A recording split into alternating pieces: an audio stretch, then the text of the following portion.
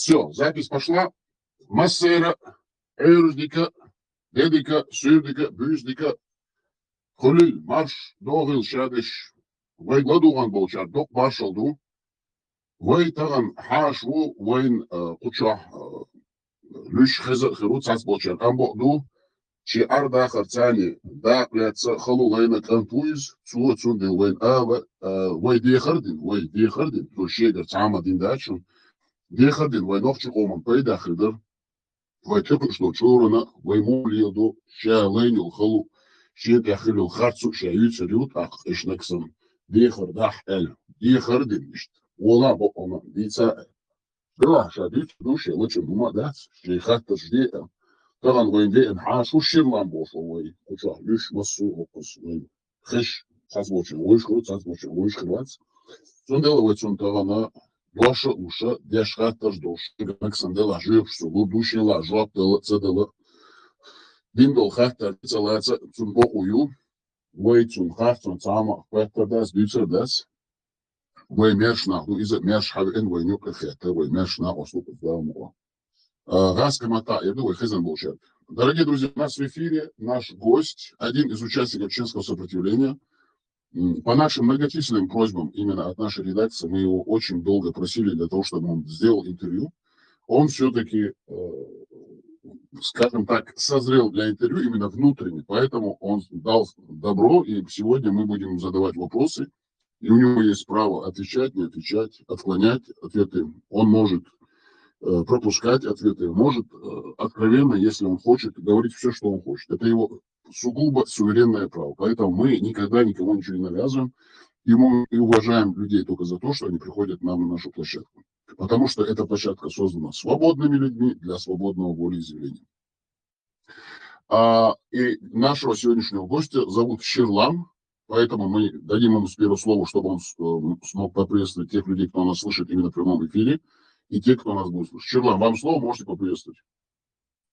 Бюслика Хуль Массери, Маршал Думасага. Приветствую всех, всем доброго вечера.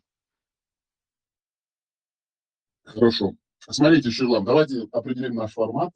Мы, как администрация, редакция этого канала, вам будем задавать вопросы на русском языке, а вы имеете право отвечать на чеченском, на русском или на каком хотите языке.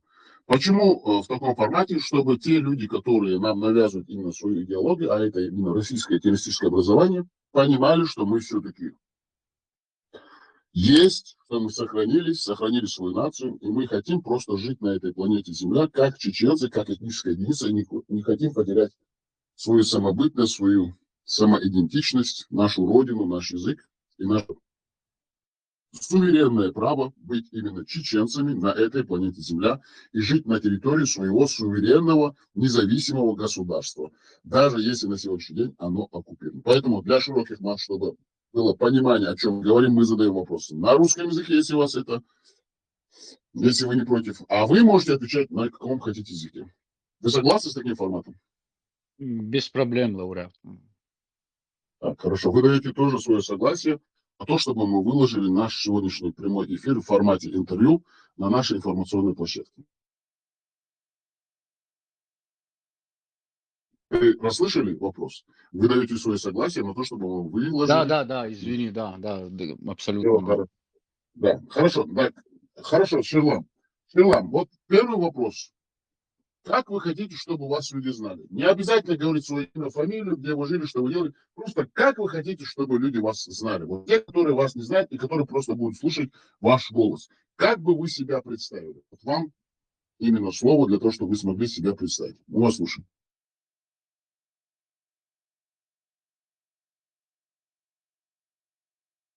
Вы услышали вопрос?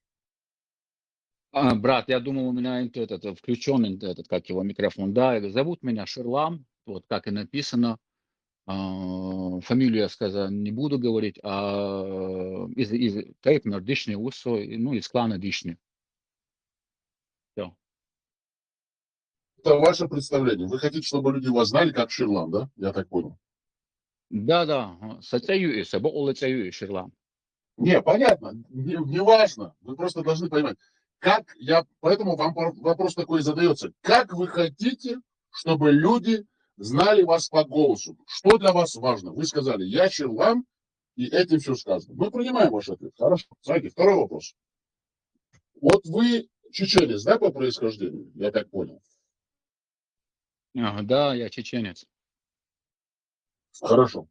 Вот смотрите, а, вы родились на территории Чеченской Республики или вне территории Чеченской Республики? Я родился и вырос в городе Грозном. Вот смотрите, значит, вы должны как-то все-таки помнить свое детство. Каким было ваше детство? Хотите развернуто, хотите коротко, это ваше право. Ну, детство мое, начальное, притом первые годы, я родился и вырос в Грозном, первый микрорайон, ходил в 56-ю школу среднюю, какое-то время был в 15-м интернате, учился несколько лет в районе консервного завода, Северный базарчик там. Потом, и вот так, до 90 какого, да, до 91-го года, в принципе, ничего так особо сказать нечего, наверное, да. Ну, а после уже, наверное, как Советский Союз развалился, это, и вот, наверное, после этого уже у нас у всех, наверное, да, жизнь изменилась, и как-то уже воспоминания у меня начинаются именно вот с этих времен. Что? Значит, вы хотите сказать, до 91 года у вас не так много воспоминаний о вашей именно жизни до нам всеми известных событий. Мы правильно вас поняли? Да, ну, до этих времен, ну, обычное детство обычного пацана в городе Грозном, в котором жили все национальности. Так особо как-то что-то и вспомнить, что-то такое рассказать, ну, обычный пацан в Грозном, вот так. Что, вы обычный, как вы говорите, с ваших слов, пацан. Вот вы пацан, ходите в какой-то интернат, в какую-то школу. А где вы там ходили, вот эти вот учебные заведения? Там много было чеченцев или было мало чеченцев?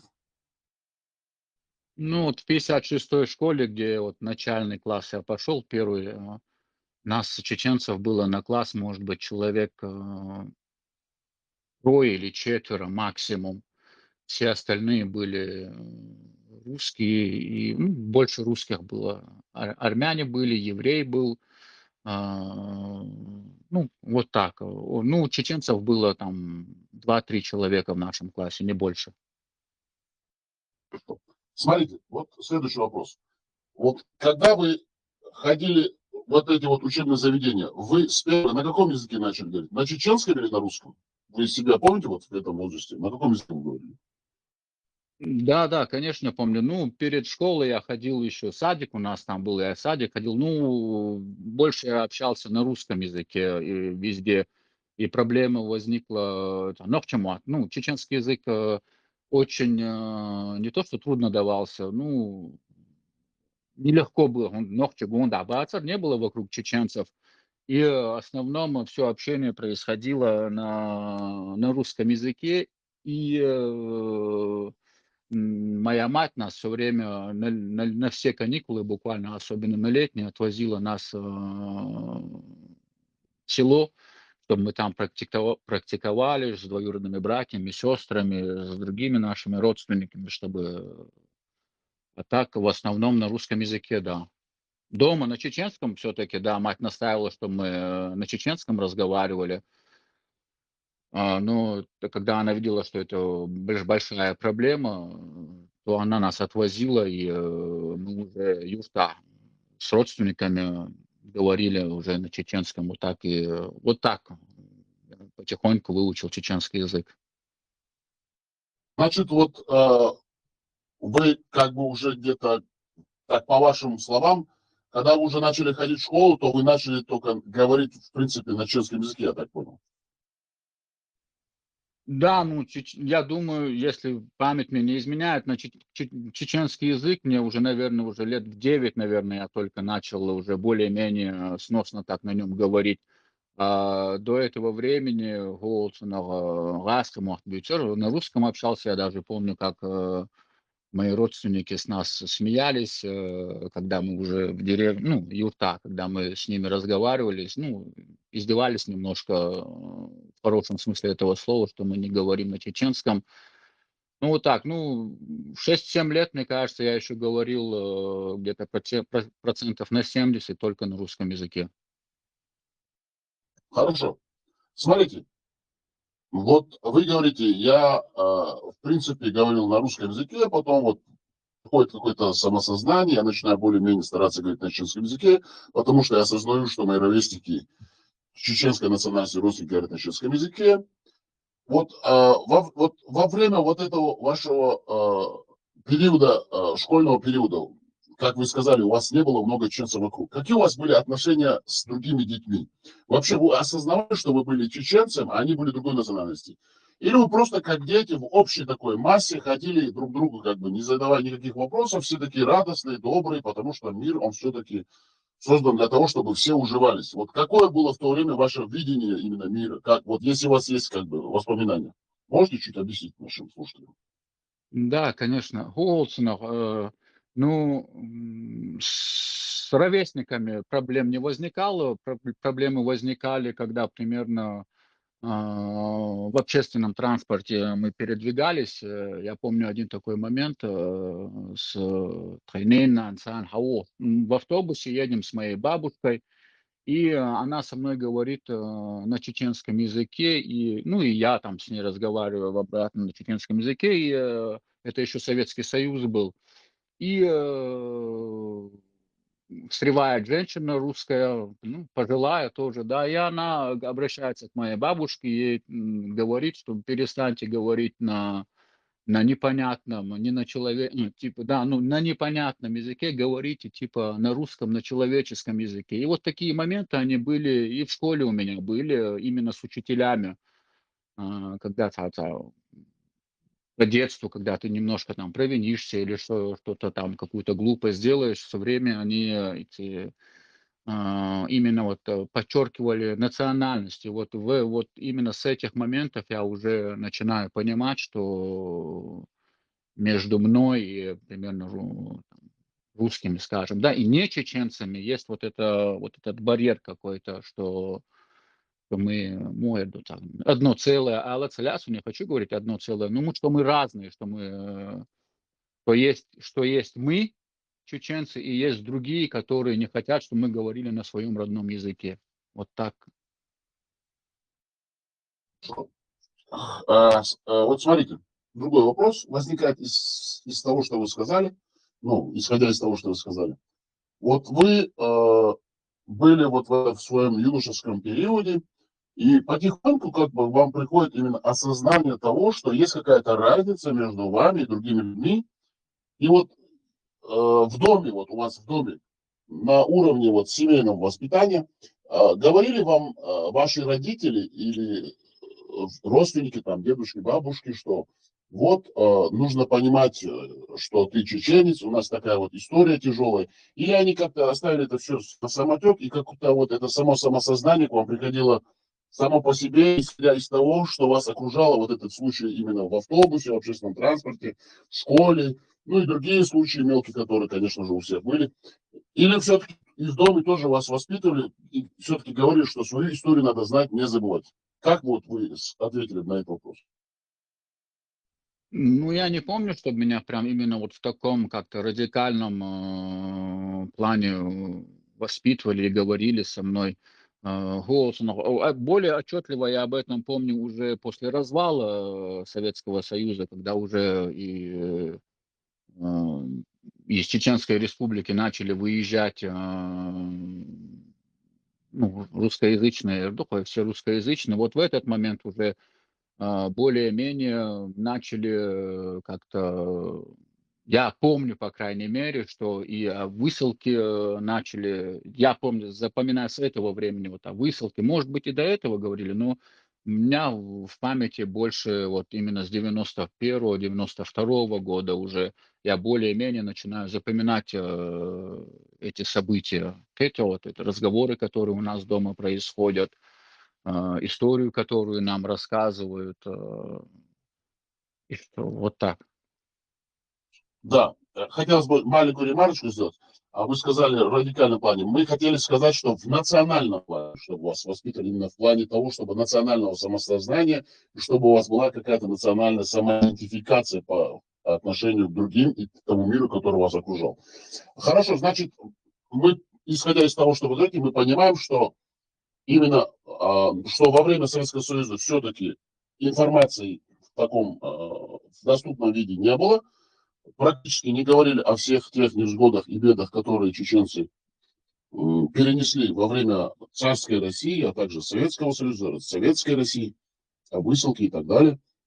И что четкое понимание именно того, что вы чеченец и что ваша нация пострадала, вы начали понимать с отъездом, с многочисленными отъездами не чеченоговорящего населения Чеченской Республики, также столицы нашей Родины, города Грозного, по-чеченски это Бюрсхал, и что вот с развалом Советского Союза именно самосознание, именно осознание того, что вы чеченец, и что вы принадлежите к этой нации, которая очень сильно пострадала, к вам пришло после развала Советского Союза и во время вот этих событий э, становления чеченского государства. Мы так правильно вас понимаем или нет? Да, лауреат, ну, я вот, ну, Голцнера, оно, да, я помню, Транан, Ламас, Дяшер, и она к нам обращалась, Голцнера, говорила, что, то есть, ну, будьте осторожны, там, где-то в школе не взболтните, что вы видите, что я молюсь, что там, когда мы в село ездили, что в селе родственники молятся, и что у нас возникнут проблемы. Вот такое это я помню, но именно вот, что именно историю чеченцев я вот, как ты говоришь, уже более начал узнавать вот после распада, вот когда произошли вот эти события 91-92 года, когда у нас в школе появилась такая стенгазета под названием «Даймах», и вот уже с этой стенгазеты, когда я начал читать разные статьи, вот тогда оно уже более отчетливо в моем сознании начала прорисовываться история чеченского народа ну, и вот так. Смотрите, вот эти события именно становления чеченского государства, как вы восприняли их? Вот вы были молодым все-таки человеком, исходя из ваших слов. Была ли вот вокруг вас, вы чувствовали вот эту вот радость чеченской нации, что все-таки Чечня, чеченцы обрели свою независимость, смогли восстановить свое суверенное независимое государство, и вы понимали ли вы это, видели ли вокруг себя вот это вот именно порыв, национальный порыв именно чеченцев, к тому, чтобы возродить свое национальное суверенное государство? Или люди относились к этому пассивно, и, в принципе, это их не интересовало? А этим делом занималась какая-то группа лидеров из чеченской нации. Вот как вы описали бы вот эти... Я знаю, что, может быть, вы были очень молоды, но все-таки как вы помните эти моменты? Ну, я вот примерно помню, вот когда уже власть прекратилась у нас, я помню, как мы собрались, как раз это было время, я только-только стал пионером, как нас заставляли учить эту клятву, которую ты перед пионерами ты должен был и мне очень это, я помню даже дома, это, или когда меня учили, вот, но, ну, нас в школе заставляли, и домой я когда приходил, говорю, армии босс, ну, то есть они говорят мне вот это выучить, и мне мать говорила, ну, ничего не поделаешь, ну, выучи, расскажи этот, возьми этот галстук. И вот когда уже вот этот все распад произошел, я помню, мы таёк переменер, и мы на перемене много кто вышел на эту перемену. Мы собрались перед 56-й школы было такое футбольное поле большое с такими турниками различными и брусьями там. И там много нас стояло, человек ногчевор, все буквально чеченцы были. И как мы все поочередно, я помню, снимали эти галстуки, рвали их, выкидывали. И вот это осознание, вот это, даже хоть я тогда мелкий был, сколько мне там, 11, наверное, лет, 12 было, сундук, да, бакачанты, войнок чебат, постарше нас пацаны чеченцы, мы на них смотрели, что делают они, о чем они говорят, старались рядом с ними побольше находиться, чтобы что-то ухватить, какую-то информацию там, ну, как дети. и Голцнер. И вот это такое все равно было такое ощущение, что все теперь уже намного как бы легче, что ли, станет, потому что все-таки ситуация в нашей школе полностью, что ну, полностью прорусский бархатный. Нам в школе нельзя было говорить ни на чеченском, ни на каком языке, кроме русского. И все-таки оно после этих событий, оно чувствовалось, что Нохча Эдел, Хаде Энкёрния. Вот так. Хорошо, понятно. Смотрите, значит, у вас все-таки было осознание того, что чеченская нация, она взяла бразды правления в свои руки. Вы заканчиваете школу, мы так понимаем, до Первой войны вы закончили школу или вы закончили после Первой войны? Я до Первой войны уехал из Грозного, и Тханан, Садхо, Судеш, Шичкай Болч, России, Давагатыр, чтобы я закончил там школу. Непослушным, я был непослушным ребенком. И она уже, когда со мной не совладала, она отправила меня нашим родственникам по отцу, и я закончил школу среднюю там, в России. А потом вернулся в 96-м, вернулся обратно после 9 классов. Вот так. Она вас отправила именно, чтобы вы могли учиться к родственникам отца по отцовской линии, но она вас не отправила из-за событий, которые начали происходить с 93-го, 4 года, именно диверсионные акции террористического образования России, которые она проводила на территории Чешской Республики, на вторжение со стороны Ингушетии, первое, геноцид ингушского народа в пригородном районе, когда российские войска продвинулись на Сужинский район, в районе именно станицы Орджоникидская, Слепцовская, потом со стороны Малгобека. Не из-за этих всех, потом было вторжение именно так называемой оппозиции, но которые были все-таки Кантемировская дивизия, Таманская дивизия. Все это исторические факты. Значит, Россия проводила именно военно-диверсионные террористические акции на территории Чеченской Республики по дестабилизации ситуации в Чеченской Республике. Была полная военно-экономическая блокада. Мы все это помним, но ваша мама не из-за этого вас выслала из Чеченской Республики к родственникам по линии отца, а для того, чтобы вы все-таки смогли закончить образование, потому что вы были все-таки таким очень непоседливым ребенком, можно сказать, непослушным, да, вот вы таким были, и поэтому она вас выслала. Вот, чтобы просто закончить школу. Мы так понимаем из ваших слов? Да, совершенно верно. Я перед тем, как она вот, ну, разозлилась и вот настояла на том, чтобы я уехал туда, я в школе с товарищами мы разлили ртуть по школе в некоторых местах, чтобы на этом сыграть и чтобы несколько дней в школу не ходить. Ну, потихоньку нас кто-то, видимо, увидел, сдал, и потом мою мать вызвали Голцину вместе со мной. Меня поставили на учет несовершеннолетних, там, типа, как не бандич, мабацевич, ну, забыл я, как это называется, ну, на этот учет. Несовершеннолетний, да, вы правильно говорите. Да, да, оштрафовали, поставили на учет, там пригрозили, если вдруг это повторится, каким-то тюремным, ну не тюремным, каким-то там, не помню уже. И она, и она настояла на том, чтобы я уехал к родственникам в Россию заканчивать школу. Просто скажите, если есть возможность, в каком году вы уехали, покинули Чеченскую Республику? По-моему, это был 93-й год. Вот не обязательно называть место, где вы были. Там, где вы начали жить, как школа, там было много чеченцев или нет? Дук Бацер, но Голцнер, ЖТА, Шнохчеберг, ну вот чеченцы, которые занимались животноводством, там было немного, но были. У вас все-таки были с ними хорошие контакты, с теми чеченцами, которые были вне пределов Чеченской Республики? Были ли там дети вашего возраста или нет?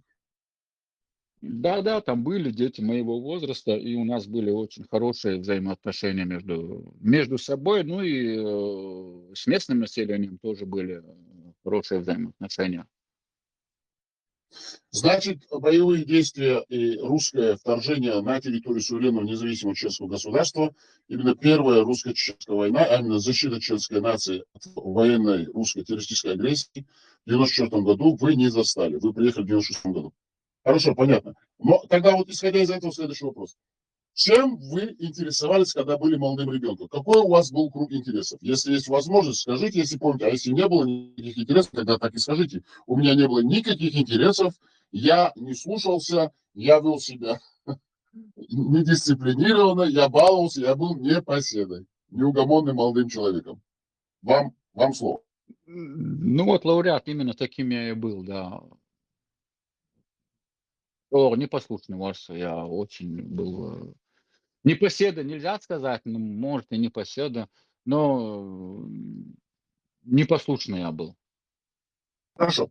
Вот вы возвращаетесь на территорию Чеченской Республики в 96 году, да, вы сказали? Это было решение вашей матери, чтобы вы вернулись? Или родственники по отцовской линии вас отправили обратно, чтобы вы закончили школу? Или это было ваше решение уже вернуться на родину? Ну вот в 93-м, когда я приехал туда, меня записали в местную школу, я начал ходить в местную школу, и в 94-м начинается война в Чечне, начинается у нас война в Чечне, и вот у меня сожаление, что я здесь, остальные мои родственники там, ну, в частности, мать, сестра, и большое время я не мог к ним, вплоть до 96 года я не мог туда поехать, потому что были, как бы, в начале активные боевые действия. Это раз. Во-вторых, немножко и отношения уже местного населения после начала этой войны, и оно как бы не сказать, что прям изменилось. Но в школе примерно меня упрекали. Вот чеченцы в Чечне с нами воюют, а сюда приехали у нас учиться. Вас надо обратно туда типа отправить. Потом, когда Шамиль в Буденновске оказался, упрекали вот этим голосом, вот этим действием. То есть вот ты, наверное, тоже типа на нас нож точишь. И что учителя особенно. Не все, конечно, но было там несколько учителей, которые именно все время на это нажимали. И когда я закончил учиться, 9 классов закончил, я сказал своим родственникам, я сказал, что все, я хочу обратно уехать, и, ну и уехал.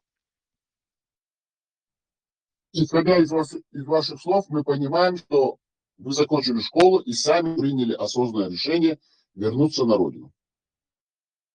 Да, я вернулся в июне 96 года, заканчивался, да. Хорошо. И как вы застали Чеченскую Республику? Какое было у вас ощущение? Есть ли у вас какие-нибудь воспоминания? Что вас вот там поразило именно, когда вы вернулись на историческую родину? Или что вам как бы понравится, конечно, мы не можем сказать. Или вы, наоборот, восторгались чем-то, тем, что чеченцы смогли с оружием в руках отстоять свою свободу? Или... Ну, опишите, что вы застали? Вот интересно, какое у вас было ощущение и ваше мировоззрение? Как вы восприняли этот мир в Чечне? Именно мир именно в плане того, что вот мировоззрение чеченцев, которые жили в Чеченской Республике после войны, и вы приехали извне, уезжали, все было целое, приезжаете, все разрушенное. Вот опишите немножко, если есть возможность, конечно же, как вы это увидели своими глазами? Ваши воспоминания.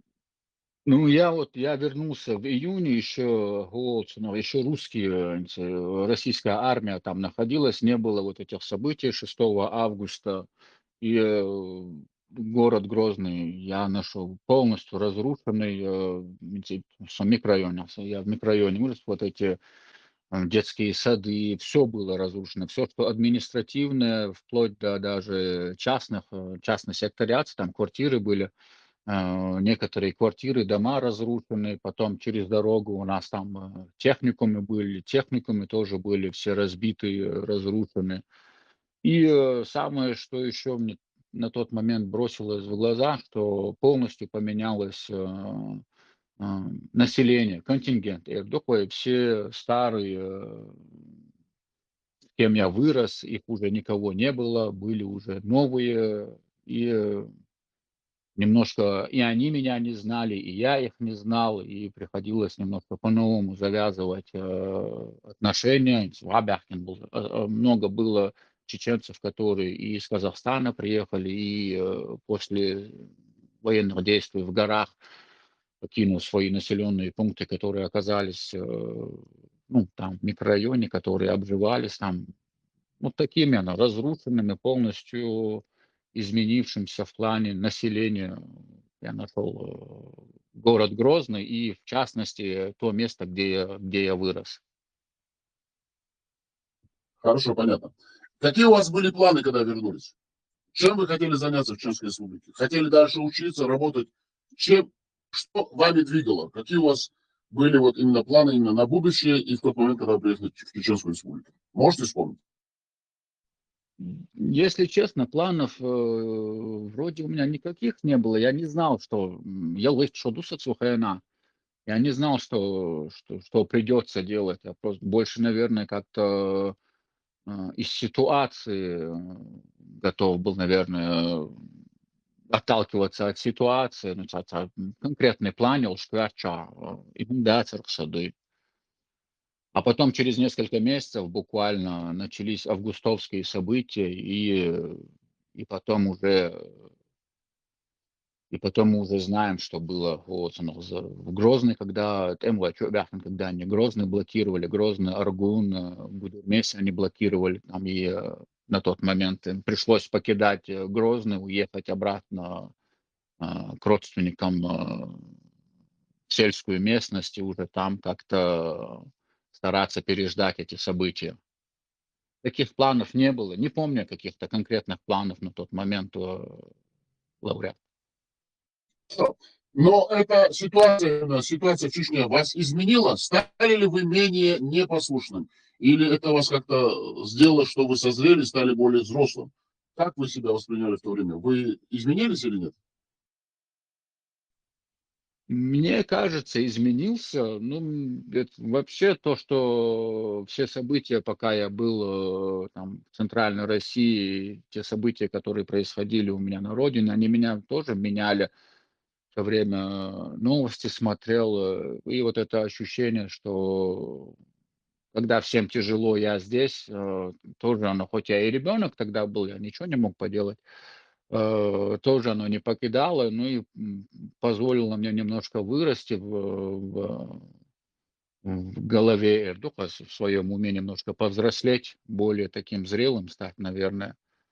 И когда я вернулся, я не знаю, я более, наверное, не знаю, не помню за собой каких-то больших проступков, за которые, я не знаю, я бы себя бы мог бы осудить как непослушного человека.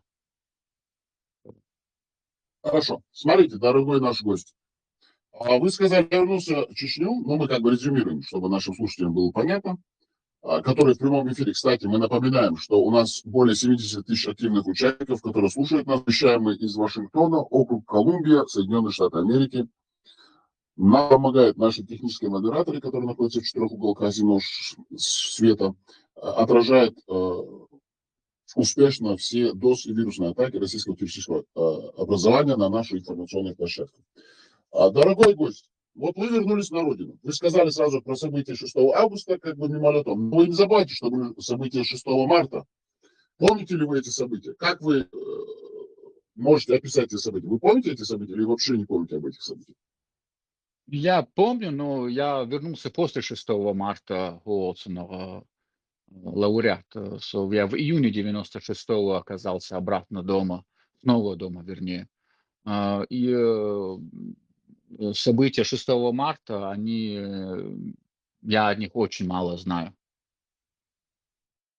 Это просто для того, чтобы люди понимали, это была предтеча 6 августа. Прошу прощения. Хорошо, значит, вы приезжаете на родину. Событие 6 августа. Во время событий 6 августа вы оставались на территории столицы нашей родины, города Грозного, или вы выехали? А если вы не выехали, видели ли вы своими собственными глазами чеченских ополченцев? Как вы можете описать их действия, если, конечно же, вы видели хоть что-нибудь? Вам слово, Э, дорогой на- гость. На тот момент, когда они входили, я был в я в Аргун, город Аргун, я там был, Тайши Чуашка. И когда это все началось, я видел ну, тех ополченцев, которые именно вошли в город Аргун и блокировали в городе Аргун комендатуру российских вот этих солдат, плюс там муниципальная полиция была, муниципальную эту полицию, и вот и помню, где они, в какой они школе там, по-моему, первая школа аргунская была, там они, по-моему, Шайбазин, Сарцега, там, по-моему, они свою базу создали. Я помню, да, ходили мы на них, смотрели, старались что-то, ну, не знаю, восхищались ими, если была возможность, что-то им приносили поесть, и штундер. Хорошо. Относились ли к ним добродушно местное население? Какое отношение было местного населения к чеченским ополченцам? А также их отношение к вам, как к юношам и к местному населению? Как вы сможете вот описать? Есть у вас какие-нибудь воспоминания? Ну, население, ну, Басана Хасхетер, все равно все гордились, вот, ну, и швой, Хилар, да и Цан, ну, с восторгом к ним относились, и с восторгом, и а к нам, на нас они, наверное, ну, мы дети были, что нам, по 16 лет, где-то, ну, где-то ближе к 17, наверное. Ну, так, просили нас не слишком задерживаться рядом с ними, если вдруг какие-то там боевые столкновения начнутся, чтобы мы не пострадали. Саму, ну, Хайнаш Букаш, это твои, какого-то, не было такого ощущения, что это какие-то чужие пришли, это все, это, Анохче Букаш, Анохче Бук, Йони, Гал, Хайвакш, Мох, Хабок. Такие были ощущения, на люди сундагдох, локмашьяш, кыйл я омшьяш, духнах игр, зудри дух игр, камялду, зудри дух игр, и цане омшьяш, я омштек верши, и что и помдарк лауреат. Хорошо. Хороший ответ, более-менее развернутый, мы за это вас благодарим. После событий 6 августа вы возвратились в город Грозный, мы так полагаем. Если есть возможность, опишите, что вы там увидели в городе Грозном. И как бы сразу забегая вперед, после того, как освободили этот город Грозный и ну, российские войска ушли с территории Чеченской Республики, какие у вас были планы? На что вы рассчитывали в дальнейшем в вашей жизни? Ваш ответ. Ну, вот, я вернулся еще, да, тажимец гергер на болча, именно юга, пенанул чагал даванса. И тем выборцев я нагала, ну, они везде то там, то здесь по разным местам были. Ну, чем заняться на тот момент было желание, как у любого пацана, к ним примкнуть. Пару раз я попытался, но вот, но всерьез меня никто не воспринял.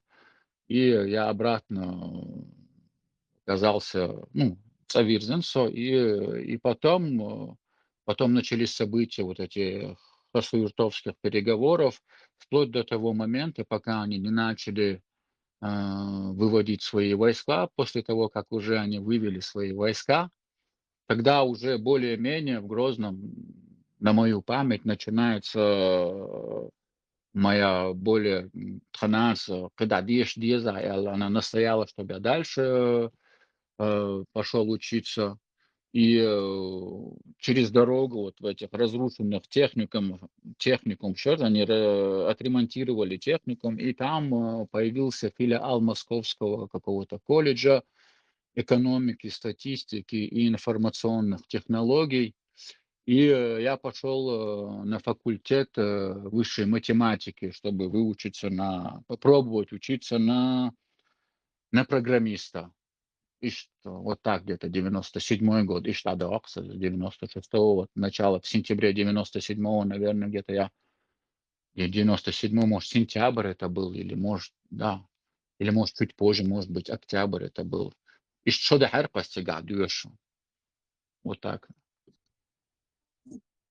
Следующий вопрос, исходя из того, что вы сказали. Значит, главное, вы пришли к 97 году, все вот эти вот события с 90 до 97. Каких вот взглядов вы придерживаетесь именно в то время? Вы были молодым человеком, были ли вы религиозным? А, Когда вы осознали, что есть религия ислам и что вы являетесь все-таки мусульманином и начали познавать азы ислама? До 97-го или после 97-го? Как бы вы описали этот промежуток именно в своей жизни? После 97 года я не был религиозным вообще, и в семье у меня никто прям не наставил. Ламаз де олар, ну, ламаз да, я сколько, я лет шокач, да олар, ламаз да, вот, прям там, лачаве говорит, хочу ламаз де ашвош, мы бахкачаря, бош, истапу, куаргицу, немцы, вой бусул до олар, говорили, что мусульмане, ну, прям вот, вот как сегодня примерно вот этого религиозного тумана не было. Вот, ну, ламаз дура, дящу, колпчу, мар, кобал, марамбу, такая чисто. Я не был, в религию я ударился гораздо позже, уже где-то в 98 году. Уже когда увидел этот, с одной стороны, Уэйцаючел, и со стороны официальной власти беспредел, и потихоньку уже началось тогда в Чечне вот это, брошюры начали разные ходить, уже когда ты начал читать, и что нам в этих брошюрах-то вычитал, что оказывается тот ислам, который мы исповедовали, он неправильный, и что там у этих различных устазов, аулиявов просить нельзя. С чем на тот момент я был согласен, что просить у умерших людей, оно, в принципе, оно голосно, но это неправильно, оно ни к чему не приведет все равно. Больше, наверное, это меня подтолкнуло к более глубокому изучению а, религии, ислам. Но до 98 где-то года ислам в моей жизни был так, постольку-поскольку.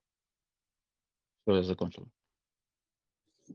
Значит, с 97 по 98 у вас приходит четкое, ясное осознавание того, что есть религия ислам, что вы мусульманин, исходя из того, что вы практиковали, исповедовали до этого ваши предки, также ваши родственники, вы узнаете, что это неправильно, и вы углубляетесь в изучение ислама.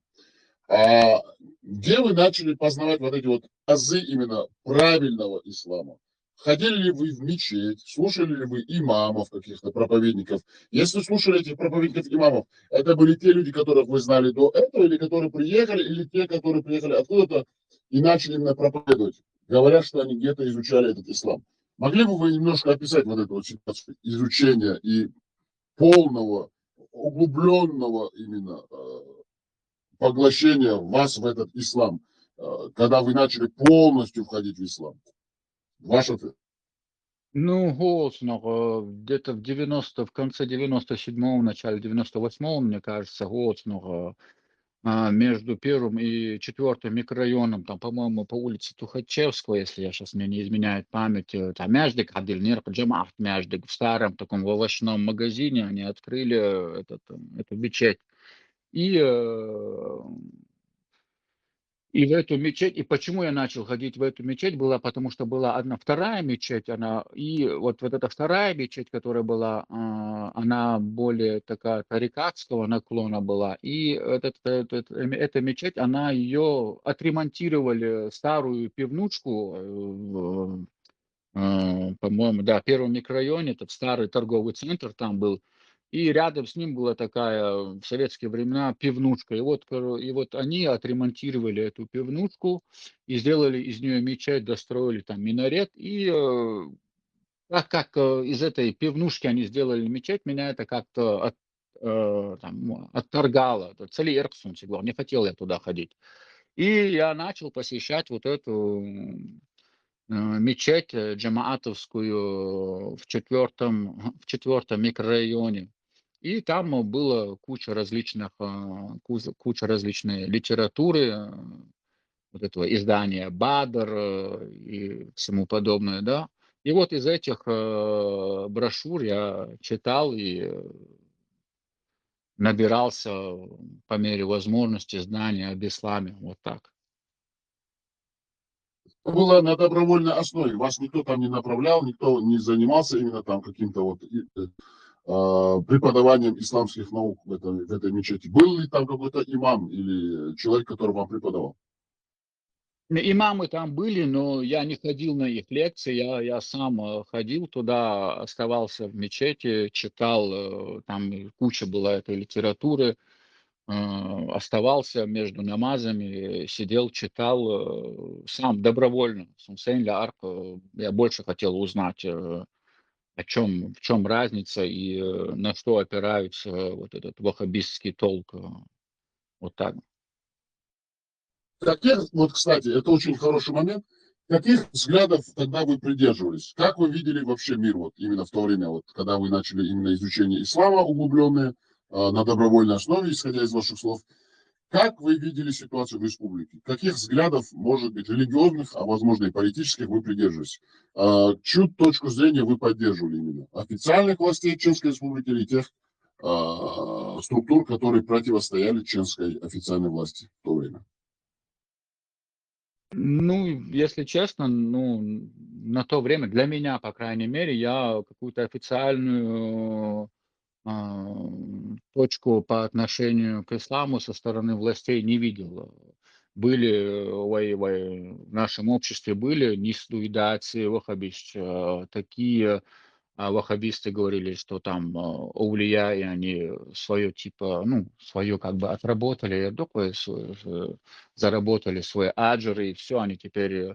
И меня больше вот на этом, когда я видел вот да, что зикр, я просто этих вещей не понимал этих, мне пришлось довелось присутствовать различным Олдшка, Зюкершка, и я немножко к этому подходил, я не понимал этого, когда говорили, что там в какой-то понедельник душа Мухаммада приходит, то есть на его день рождения, да, там в понедельник они собирались, мол, и что душа Мухаммада там приходит, она посещает, что надо вставать в этот момент, там после Маулида. Вот эти вещи для меня, они были как сказки, я как на сказки на это все смотрел, и для меня это было чуждо. Мне казалось, что религию немножко превращают религию как в сказку какую-то, что там кто-то какой-то аулия там летает по пятницам в Мекку, молится, возвращается. И царство, и Гумштадт, для меня это было, м, как это сказать, ну, такая история, как для недалеких людей. И, мое желание было, когда я больше узнавал ваххабизм, такое это течение, что было больше конкретики на тот момент для меня в этом течении, что тебе надо просто соблюдать, ну, выполнять свои там молитву, там пост, все эти дела, и ты ни перед кем не отвечаешь, кроме как перед Аллахом. Это мне больше импонировало, чем ставить между мной и Аллахом какого-то там аулия и устаза. И я больше склонился больше к этому, к течению ваххабизма. Вот так, брат. Значит, исходя из ваших слов, вас привлекло в этом учении, именно в таком в толковании ислама, то, что нету посредников между вами и Аллахом. Но, а, значит, ваша вера была убежденной, вы четко, ясно верили в то, что существует Аллах, и что слово Аллах это в Коране, и ислам это самая чистая религия на тот момент. Вы были в таком вот мировоззрении, да, у себя находили в то время? Можете вот так вот или подтвердить, или сказать, да, у меня были сомнения, но, или сказать, да, я четко верил только в это, я в это вот полностью уверовал. Как вы можете описать ваше состояние на тот момент? Лауреат, я, честно говоря, не знаю, потому что на тот момент, кроме исламских источников, и у меня других источников не было. О других религиях я толком ничего и не знал. Знал, что есть иудаизм, христианство, буддизм, как-то Голцуна, о чем эти верования говорят, я не знал абсолютно. Поэтому, так как мой народ исповедует ислам, я изучал, ну, учил, насколько это было у меня возможности, учил ислам и штунду. Понятно. Смотрите, дорогой наш гость Ширлам. Кстати, напоминаю нашим слушателям, у нас в гостях Ширлам, наш гость, мы его очень долго просили, чтобы он дал интервью, и он любезно согласился, кстати. И как мы видим, он все-таки старается, не то что старается, да, он искренне отвечает на наш вопрос, за что мы ему очень сильно благодарны. Ширлам, вот 98 год, потом, как мы знаем, все-таки начинается раздрайв в Чеченской Республике, проблема между официальной властью, а также теми структурами именно исламского толка, которые противостоят. Как бы вы могли, вот вы можете вы вспомнить те события, которые произошли в Гудермесе? Или вы просто это прошло мимо вас? Есть у вас какие-нибудь воспоминания? Да, есть такие отрывочные у меня воспоминания. Сейчас я немножко забил. Вот когда я пошел учиться на программиста, я где-то год, вот это первый год, это у нас была высшая математика. Вот первый год я отучился, а потом ситуация была дома такая сложная, ну, именно у меня дома, что Танан Буалбяшер, мать моя работала, а зарплаты вообще ничего не было. И я решаю оставить учебу и с друзьями, с моими, мы решаем как раз на тот момент в микрорайонах пошла вот эта мода, колодцы рыть и конденсат добывать. И вот мы решили, что оставим учебу и вот ударимся вот в этот бизнес. И у нас трое, мы начинаем ну, стараемся как бы рыть этот колодец, вырываем, и конденсат у нас пошел. И потом потихоньку, вот я помню, уже начинаются на нас рейды, сжигают наши моторы, наши вот эти ямы взрывают, вот эти цистерны тоже взрывают. И вот на этой почве у меня все вот этот именно вот к этой власти такая не то что не любовь, а разочарование у меня начинается, потому что я вижу ту ситуацию, которая у меня дома, эти люди, которые веб-кусахке яхряч на тот бейрадусва яхряч хейш. И и эти приезжают, нас гоняют. И на этой почве вот идет вот у меня вот в эту мечеть я хожу, и вот на этой почве я оказываюсь в Сирженюрте, ну, вы, наверное, знаете, да, вот эти лагеря были все идеологические и военной подготовки. И вот я оказываюсь в лагере идеологической вот этой подготовки там, короче, провожу там я время, нас полностью муштруют конкретно, вот именно в идеологическом плане, именно вот это, как говорится, акиду нашу выравнивают. Проведя там время, я возвращаюсь обратно домой. И вот после этого еще событий нету, вот этих событий нету, но я уже полностью такой решен, у меня такое решение, что я примкну к джамаатам. И примыкаю я к джамаатам. И вот в этот момент, как раз в начале, когда я только-только к ним примкну, вот в этот момент как раз и происходит событие в Гудермесе, когда там происходит у них ссора между одна группа, по-моему, гудермесский джамаат, он поднялся в родовое село, по-моему, этого Кадырова Ахмада, и они там сжигают какие-то плантации, ну, плантации типа конопли сжигают, и вот на этой почве у них происходит какая-то ссора, они там стреляют в друг друга, и вот таким образом я застаю эти события, когда когда уже начинаются такие митинги, поддержку вот этого Ямадаева и, как его, и Кадырова. И, с другой стороны, джамааты, которые немножко, так можно сказать, окапываются в населенном пункте Урус-Мартан, немножко даже, по-моему, Аланюрт или Ермоловка. Не помню, я из этих, даемо путаю я. И вот, потом, как они приходят, вроде как бы и эти хотят, полностью положить конец правлению Аслана Масхадова и, Кадырова с Ямадаевым. И Ямадаев с Кадыровым хотят дать бой, джамаату. Вот ишт, вот эти качели я помню, да. Маленький вопрос. Вот когда вы очутились в лагере в Сержинёте, вас учили там военному делу? И кто, если вас учил военному делу, и кто выравнивал вашу акиду? Там были чеченцы или были все-таки люди другой национальности? Могли бы вы как-нибудь описать ту ситуацию? Лауреат. Полностью там были люди другой национальности. Там были таджики, много арабов было, арбой, бардук. Потом военную я закончил немножко позже.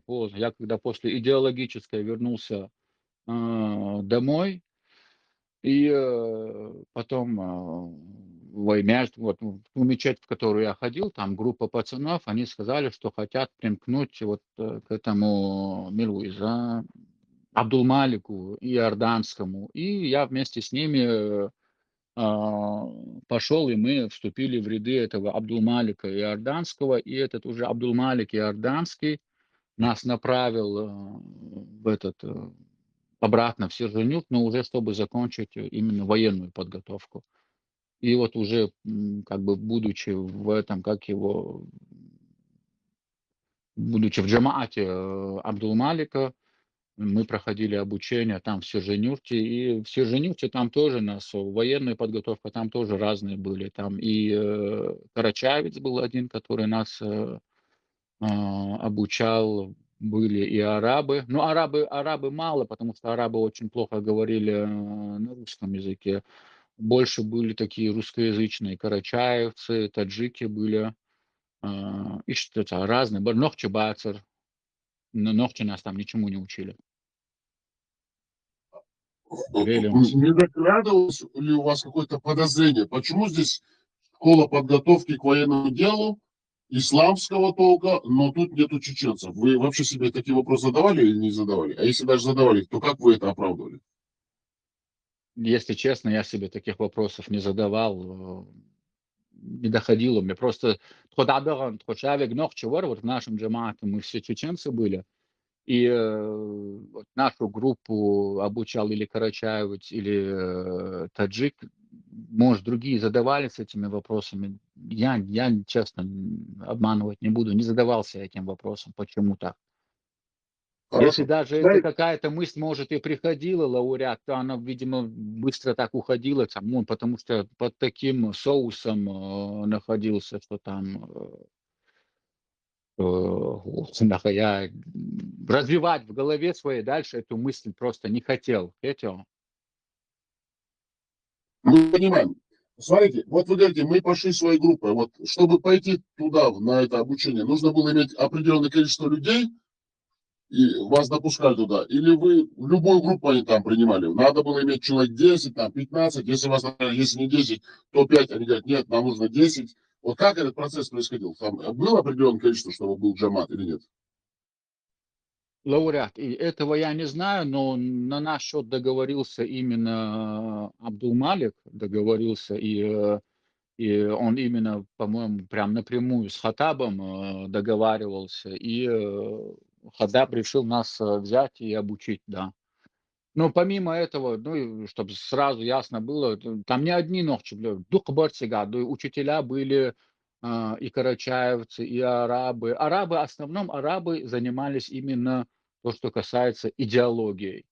Вот араб, он на арабском говорил, кто-то другой переводил, и вот именно то, что касалось хутбы, касалось именно идеологии, одни арабы. Другие люди, хоть ты таджик, хоть ты 10 раз, 10 лет, вернее, 20 лет учился и знаешь хорошо арабский язык, им не давали. То есть говорит араб, вот то, что араб сказал, переводит другой, и уже вот то, что он перевел, доходило до нас. А так, когда я там был, Дуксюле, Барбяхтин, из Дагестана очень много было дагестанцев, которые приехали обучаться туда. Очень много. Были и татары, были из Татарстана, Духбар, Татарстан, Ернашбар. И очень много такой, интернационал там был. Были там, я помню, эти были, боснийцы там тоже были. Вплоть даже они боснийцев обучали, вот где мы военному уже когда обучались, там была группа боснийцев, которых обучали именно отдельно. И их обучал, вот на видео одном там есть в Ютубе видео ходит, где африканец один сидит в Сержинюрте, он объявляет войну Великобританию, наверное, вы видели, да, с седой такой бородой. Вот он их обучал, боснийцев там. По-моему, Абдул-Малик его звали, точно не помню.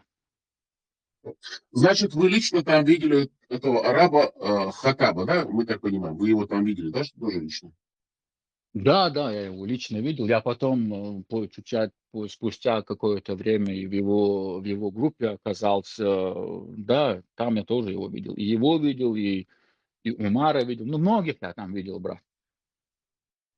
Смотрите, дорогой гость, вот вы говорите, нас обучали там идеологии, потом военному делу. Вот по прошествии, имея ваш уже опыт жизненный, можете ли вы сказать, было ли в то время качественным это именно обучение военному делу? Или это было все-таки поверхностно, вот по вашему мнению? Как вы могли бы это описать? Не, это все было поверхностно. Может, были группы, которые там досконально все, ну, вот как я помню вот этих боснийцев, они прям конкретных боснийцев обучали. А нашу группу просто все виды стрелкового оружия. Потом, то, что касается миномет, СПГ, АГС, разобрать, собрать, гранатомет, минированию, ну, такое, знаешь, немножко поверхностно такая топография была, ну, такое оно, скоростное оно такое обучение было.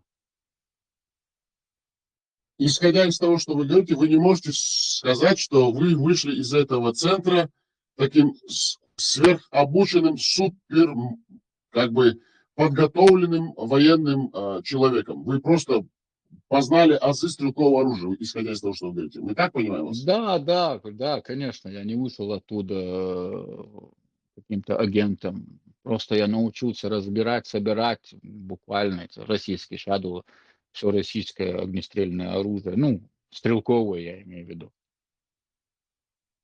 Хорошо, понятно. Смотрите, вот вы возвращаетесь в микрорайон, как вы говорите, ходите в эту мечеть, а там события в Гудермесе, вы так мутно помните, все-таки вы молодой человек. А потом вы застали, все-таки вы находились на территории Чеченской Республики, так называемый поход в Дагестан.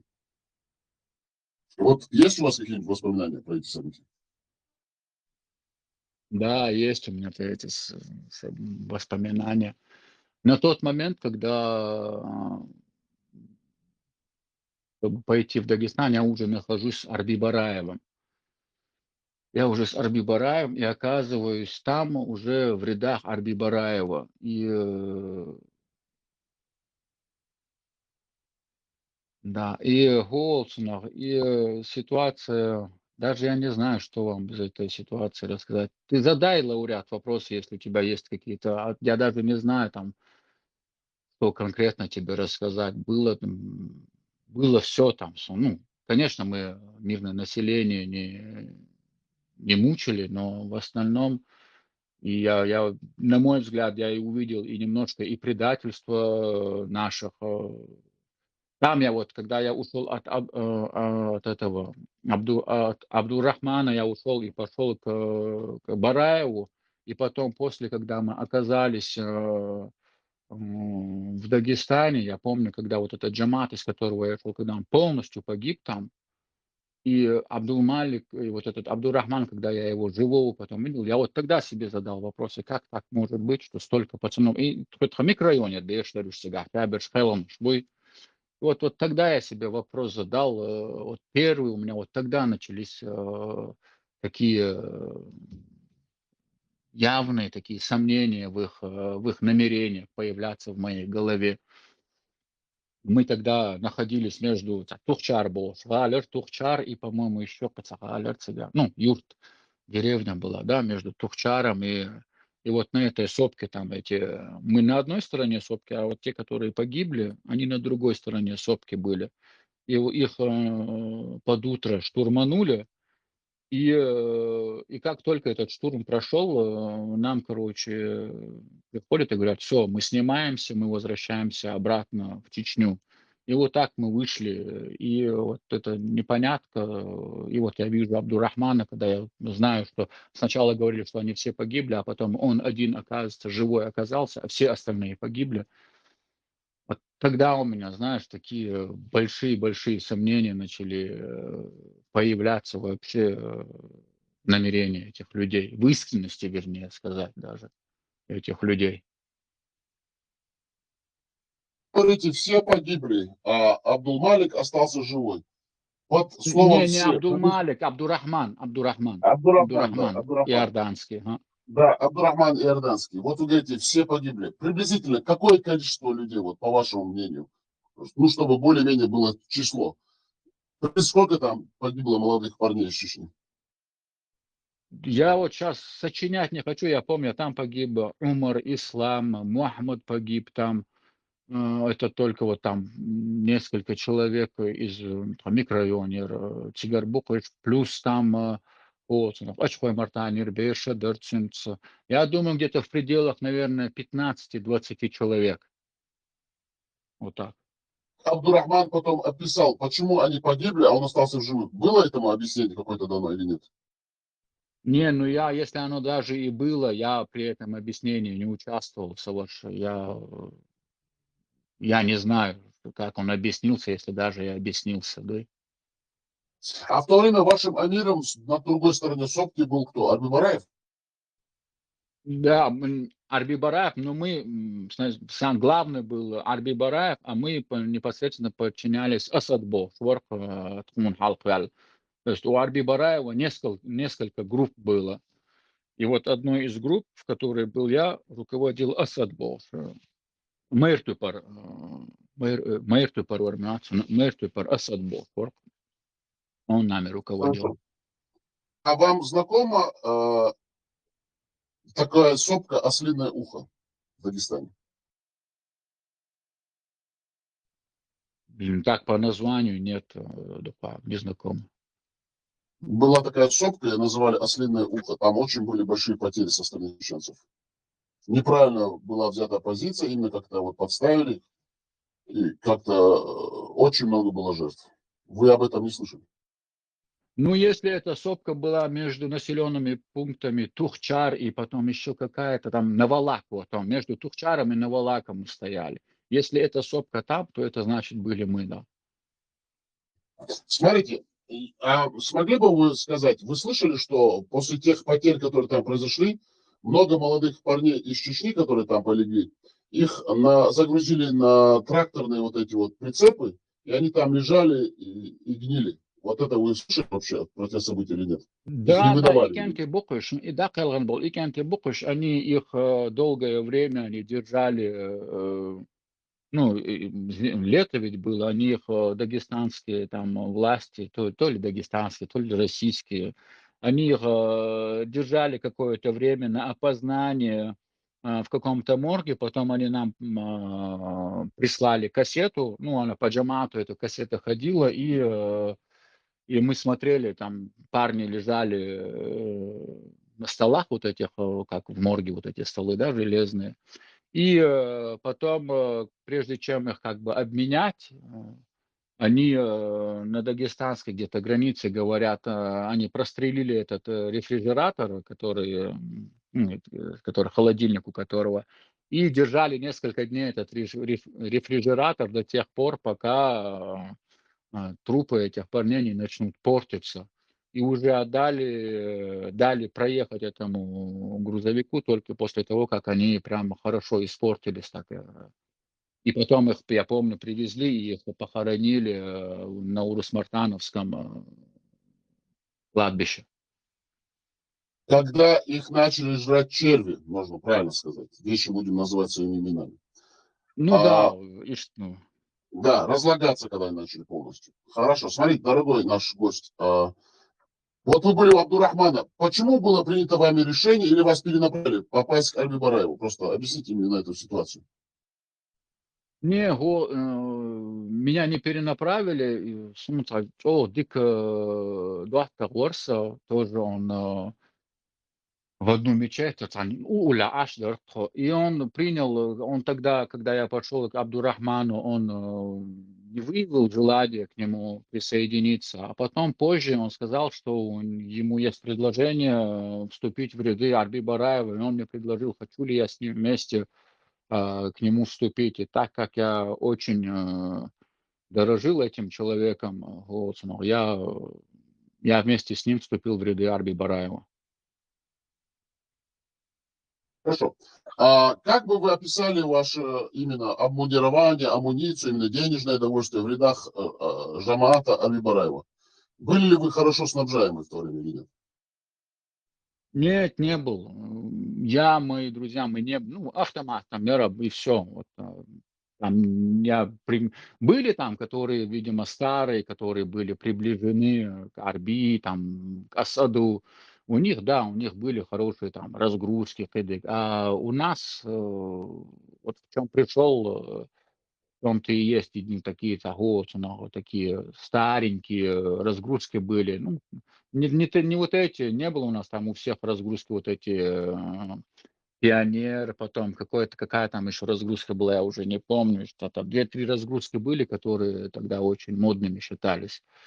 А у простых у нас простые, не бумажные, а тряпочные. И сейчас при Первой войне Эмлаш использовать принял разгрузку сейчас.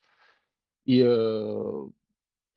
снабжение, не знаю, датур патером бортфлюга, а так, прям сказать, что мы прям были там по последнему крику моды вооружены, этого я не могу сказать. Исходя из того, что вы говорите, вам выдали там автоматы, э, именно боеприпасы к автоматам, но военного обмундирования вам, в принципе, не дали, и бронежилеты вам тоже не выдавали. Не было бронежилетов. Бронежилета вообще тогда, мне кажется, ни у кого не было. Единственное, автомат, разгрузка и там 8, по-моему, 8 рожков и все с патронами. Ваши воспоминания, в то время вы себя чувствовали такими сверхкомандос, или вы все-таки знали, что вы неподготовленные бойцы?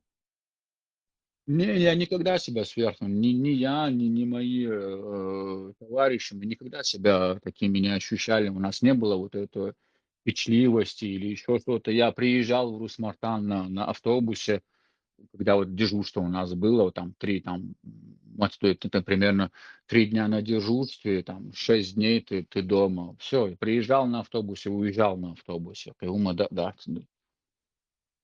за свой Оставляли на счет. месте, а оружие оставляли на базе? Не, оружие я мог забрать. Я, если хотел, мог и оставить, если хотел, мог забрать. По-разному. Там.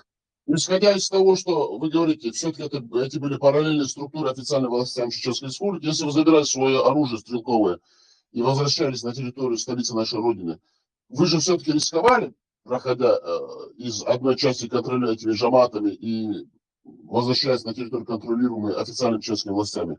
Как бы вы могли себя защитить? Вообще у вас было это понимание того, что вы нарушаете все-таки закон в какой-то мере? Были ли у вас какие-то удостоверения? Воспринимала ли вас это официальная чеченская власть? Вот как вы это могли бы нам описать? Вы помните эти моменты? Не лауреат, у меня никогда удостоверения не было. Ни у меня, ни у тех, те, которые со мной ели, пили, которые сами дышат, сами рафтар, мы вместе ложились спать, вместе вставали, ни у кого у нас удостоверения не было. Были те, у которых были машины, но они более там, наверное, какими-то делами занимались. А мы рядовые, и когда я в автобус садился, у меня никогда не было страха, что меня кто-то остановит, что у меня кто-то что-то спросит. Я спокойно поднимался в машину, в автобус садился, ехал домой. И точно так же, когда приходило время, обратно ехал в Урус-Мартан. В Смартане где находилась ваша база? Можете сказать, если есть возможность, конечно. Ну, Голцинах — это Давеча, из старая котельня там была, вот на территории этой старой котельни они базу сделали. А у Арби там по Урус-Мартану их несколько было разных. Ну, свою я знаю, что Давеча, котельня, Инцер, Базер. Вы кормили вообще, питание вас как-то вот именно кормили вас, вот, личный состав? И вообще, чем вы занимались, когда у вас было дежурство? Что вы там делали? Так, насчет кормежки, ну это смешно, наверное, будет. Голоса. Кормили мы гарнашу арко, да, гарнашу, постоянно, вот сколько я там был, или дук хулар гарнаш сани, я та чварт хулар ин, они, местный жудяр и йогар, я умею. А бог ей бартсуны, да, она как его, в этой кастрюле делала поесть, и макароны, фарш, макароны, рис, фарш. Ну, никто у нас, гостер, банан, да, вот такая, макароны, рис, чуарп, вот и все. Что вы, хорошо, вы ели макароны, понятно, что Да, питание у вас было. Чем вы занимались там? Что они хотели? Чем вы на занимались? мой Личный взгляд, постой? на мой взгляд, Минца, и тогда я уже это понял. Мы охраняли похищенных людей. Нас там держали только для того, чтобы мы охраняли тех людей, которых они похитили, вернее. У них там в этой базе стояли прям комнаты были, и прям вот в этих комнатах были сделаны большие, так на всю комнату были сделаны клетки, на всю комнату, просто прям вплоть до потолка она такая, прям в размерах комнаты. И в этих клетках они держали своих заложников, и мы их охраняли. Они вам давали инструкции именно полностью, если кто приближается к вашей так называемой базе, открывать огонь на поражение или нет? Нет, не давали. Вы что, осознавали, что вы должны будете открывать огонь на поражение по тем силам, которые начнут штурмовать вашу базу? Я, если честно, на тот момент я и не думал, что нас кто-то может штурмовать, и мысли такой, ну, не было никогда. Если, в принципе, я вот сейчас задумаюсь, вот если бы даже примерно на тот момент, вот когда ты стоишь на дежурстве, даже ночью, если кто-то вторгся, я бы, кто его знает, что бы там вторгся, вот заходит, наверное, у него было бы больше шансов меня убить, чем бы я, потому что я бы, наверное, вначале бы и не понял, кто заходит. Да, что туда приходили разные джамааты, нахбор, всегда из разных джамаатов приходили, вместе мы чай пили, они потом уезжали, и халдат цыга. У вас, исходя из ваших слов, мы понимаем, что у вас не было четких, ясных инструкций действий, и вы не понимали, чем вы там занимаетесь, потому что вы были все-таки молодым юношей. Мы так понимаем, то, что вы Да, говорите? да, ну больше. Единственная инструкция была вот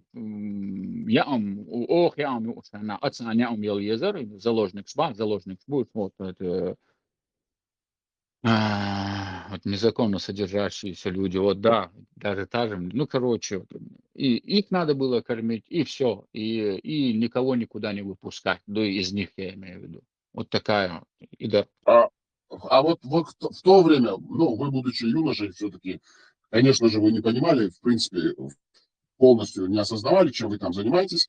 Но будучи юношей, вот вы когда говорите, там были эти люди, заложники, там, ну, заключенные, допустим, называйте как хотите, вы понимали вообще, что это там за люди или нет? Вот как вы на это смотрели? Как вы себе это объясняли ситуацию?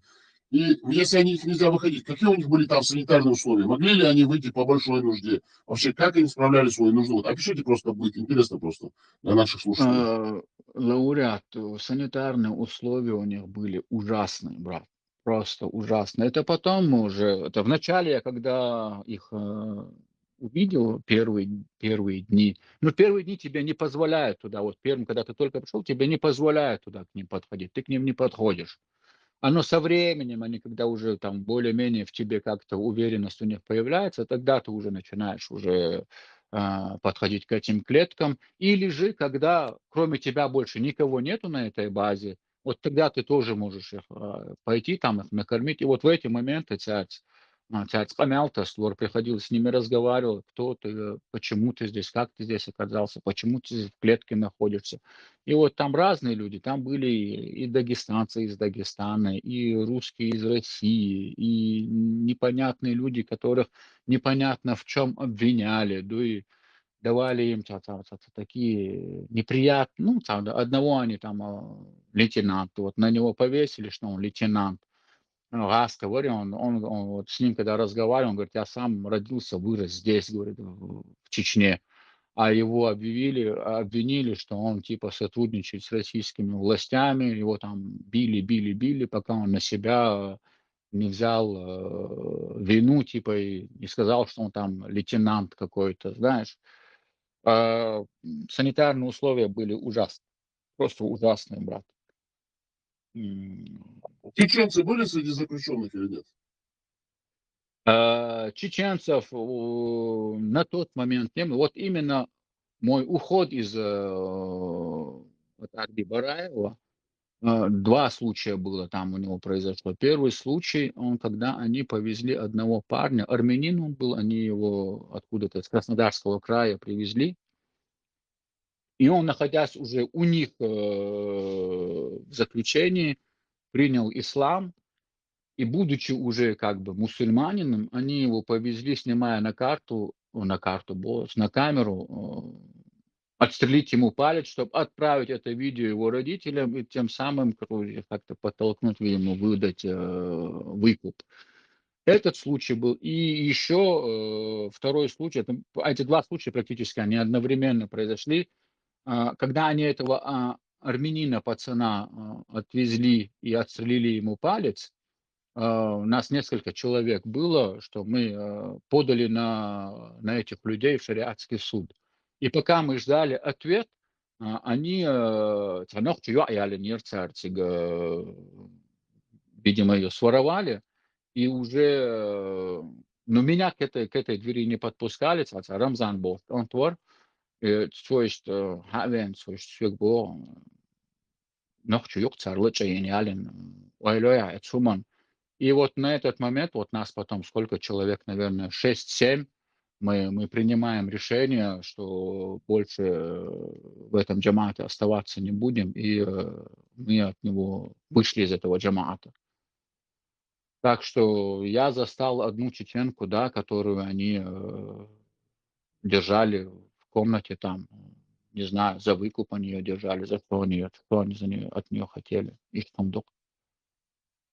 Хорошо. Дорогой Шедлань, если есть возможность, просто если есть возможность, скажите, кто руководил этой вашей группой, именно вот этого Жамата, вот в этой котельной? Кто там был? Просто, если хотите, просто позывной, чтобы люди просто понимали. Асад Оларкцу.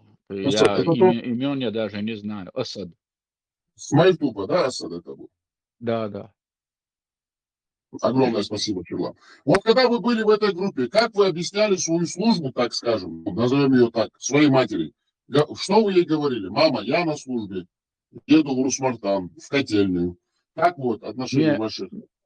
Да, ну, я матери, я, конечно, за вот этих заложников вообще ничего не говорил. Просто говорил, что нужно ездить, там, 3 дня проводить, типа как вот, казарменный режим, вот именно вот так у них построен, и и все как бы, брат. Ну и так, в какие-то детали я матери не вдавался. в принципе, если так сказать, вы скрывали от нее всю сущность вот этой вот с вашей службы. Я так понял, да? Ну, ну да, вот я ей не рассказывал, что я вот там столкнулся с людьми, которые в клетке сидят, которые вот у которых такие, которые находятся в такой плачевной ситуации. Этого я и не говорил своей матери. Да, понятно. Резюмируя то, что говорите, она думала, что вы занимаетесь изучением ислама, стали таким хорошим правоверным мусульманином, а одновременно вас используют в своих корыстных целях, так называемые амиры джаматов. Мы так понимаем эту ситуацию, если Да, взять так да. вот. По сути, если будем говорить, а мы для того сюда и собираемся, чтобы говорить правду такой, какая она есть, потому что эта площадка создана для свободных людей и свободными людьми, чтобы говорить правду. Хорошо, вы уходите из этого джамата. Это уже после дагестанских, ну, вы после Дагестана, ну, Да, были в это все, Дагестане. это, да, уже возвращение из Дагестана, вот в этот момент все происходит. Еще происходят такие события, когда Уолтона нам приказывают установить блокпосты Шацерыш, ну, как типа блокпост, и останавливать каждую грузовую, ну, не все грузовые машины, а все, что двухмостовое, трехмостовое. И этот Военная техника, выдвижной... которая может... Да, да, Да-да, военная. Ну, да, ну, большой. То есть это может быть просто даже не трехмостовое, двухмостовое, но чтобы был большой задний отсек, короче. И вот когда мы выставляли вот эти посты, мы у людей забрали, по-моему, один трехмостовый Урал и один двухмостовый КАМАЗ, и больше им не вернули. И потом, когда эти люди вернулись, чтобы, ну, Баханах Балуш, они пришли, потом мы им сказали, с какого мы джамаата, все, что, как. И потом они вернулись именно, приходили к этому Арби Бараеву, и у Арби Бараева просили, чтобы он им эти машины вернул. Но он им их не вернул. Это тоже послужило нам таким сигналом, что, что это, ну, это как беспредел. Хотя это, конечно, уже все поздно уже даже, но и тем не менее, это, ну, хоть она да, и поздно до нас дошло, но это тоже был такой звонок для нас, что эти люди, что у этих людей рыльца в пушку, я думаю, что да. Эти военные транспортные средства вы изъяли, ну, у людей на территории Чеченской Республики в районе Урус-Мартана, мы понимаем, Да, да. да? Вот вы возвращаетесь домой, все, оставляете эти группы, эти жаматы после вторжения дагестанского. Потом приходит все-таки Россия с войной к нам. Вообще, как они объясняли, вот для вас, вот хорошо, они-то там объясняли как-то, вот вы для себя вот как рядовой жамат, боец из жамата, вот вы для себя как понимали, вот я иду в Дагестан, вот зачем я туда иду? Вообще, у вас было какое-то свое логическое объяснение этому или нет? Ну, да, ну нам объясняли, что мы туда идем уже чтобы позволить Фамилю Басаеву и Хатабу, чтобы они смогли обратно отойти. То есть мы не шли туда, вот как Шамиль Басаев и как его, и Хатаб, там, помочь этим Карамахи и Чебанмахи. Я помню, на тот момент, по-моему, Урус-Мартановские, они не были до конца согласны с тем, что им нужно идти помогать этим Карамахи, Чебанмахи. Это вот когда после Шамиль и Хатаб они туда пошли, и они там застряли, и вот тогда они обратились к этому Ахмадову Рамзану и Жидову Малику и Арби Бараву, чтобы они вошли на территорию вот этого Цумадинского, или, ну, Новолакского района, Новолакского района, чтобы немножко оттянуть, чтобы дать им возможность обратно отступить в Чечню. Поэтому, когда мы туда шли, нам так объяснили, что мы идем, чтобы вот примерно группа Самиля и группа Хатаба могли одни обратно отступить. И что там, да? Хорошо, понятно. А, ну, все эти события произошли, все понятно, вы вернулись, возвращаетесь домой, вы отошли от джаматов, да, мы так понимаем уже, после всех этих событий вы как бы вернулись домой, да? Да. Хорошо. Потом Россия вторглась в военное вторжение. Вот как вы встретили войну? Вот где вы были? И вообще, как вы потом вот, приняли для себя решение? Вот, чем вы в то время занимались? Да, кстати, вы помните ракетный удар по центральному рынку, также по роддому, еще там удар по минутке, кажется. Вот этот Да, ракетный да. удар. Луч в районе Луча. Да, Да, да, да. помню, конечно, помню, 26, да. Это было 23 или 26 ноября, по памяти, не помню сейчас. По-моему, это октябрь был совершенно. Это, по-моему, в октябре Да, да, произошло. октября, 23 или 26, вот по памяти сейчас не помню, но это было в октябре, да. Как вы восприняли эти события? Чем вы занимались в то время вообще? Можете чуть описать эту ситуацию? Ну, Это время. в то время уже, вот оно, в то время уже именно микрорайоновские пацаны мы уже все, они все мы отошли и решили создать просто свою микрорайоновскую группу. Там из 6-го микрорайона, из 4-го микрорайона, из 1-го, немножко пацаны были, с Сунжи были, Мямяне, ну вот именно вот с этих районов, да, микрорайон, потом с Карпинки, не Карпинка, а с Калинина поселка пацаны были. И мы решаем, ну, вот, надо найти, да, у нас нету оружия, враг уже, вот, российская армия уже в районе, по-моему, вот, ну, сейчас уже не помню, по-моему, где-то Шилковской район, что-то в этом, там где-то. И мы стараемся найти себе спонсора, который бы нас мог вооружить, взять в свои ряды и куда-нибудь на позиции нас поставить. И таким образом мы где-то провели, я не знаю, где-то наверное, до сентября, наверное, может, середина сентября. В середине сентября мы с одной группы в другую группу тоже мы попробовали. Нам сначала предложил этот рядом с Хаттабом, Хаттаб специальный work, был такой Ислам, был его приближенный чеченец, Голцунов с длинными такими волосами, на некоторых видео его видно. Он сказал, что я создаю группу, если вы хотите, давайте. Ну, блин, да, я ведь еще даже до этого оказался даже у Дугова ведь в группе.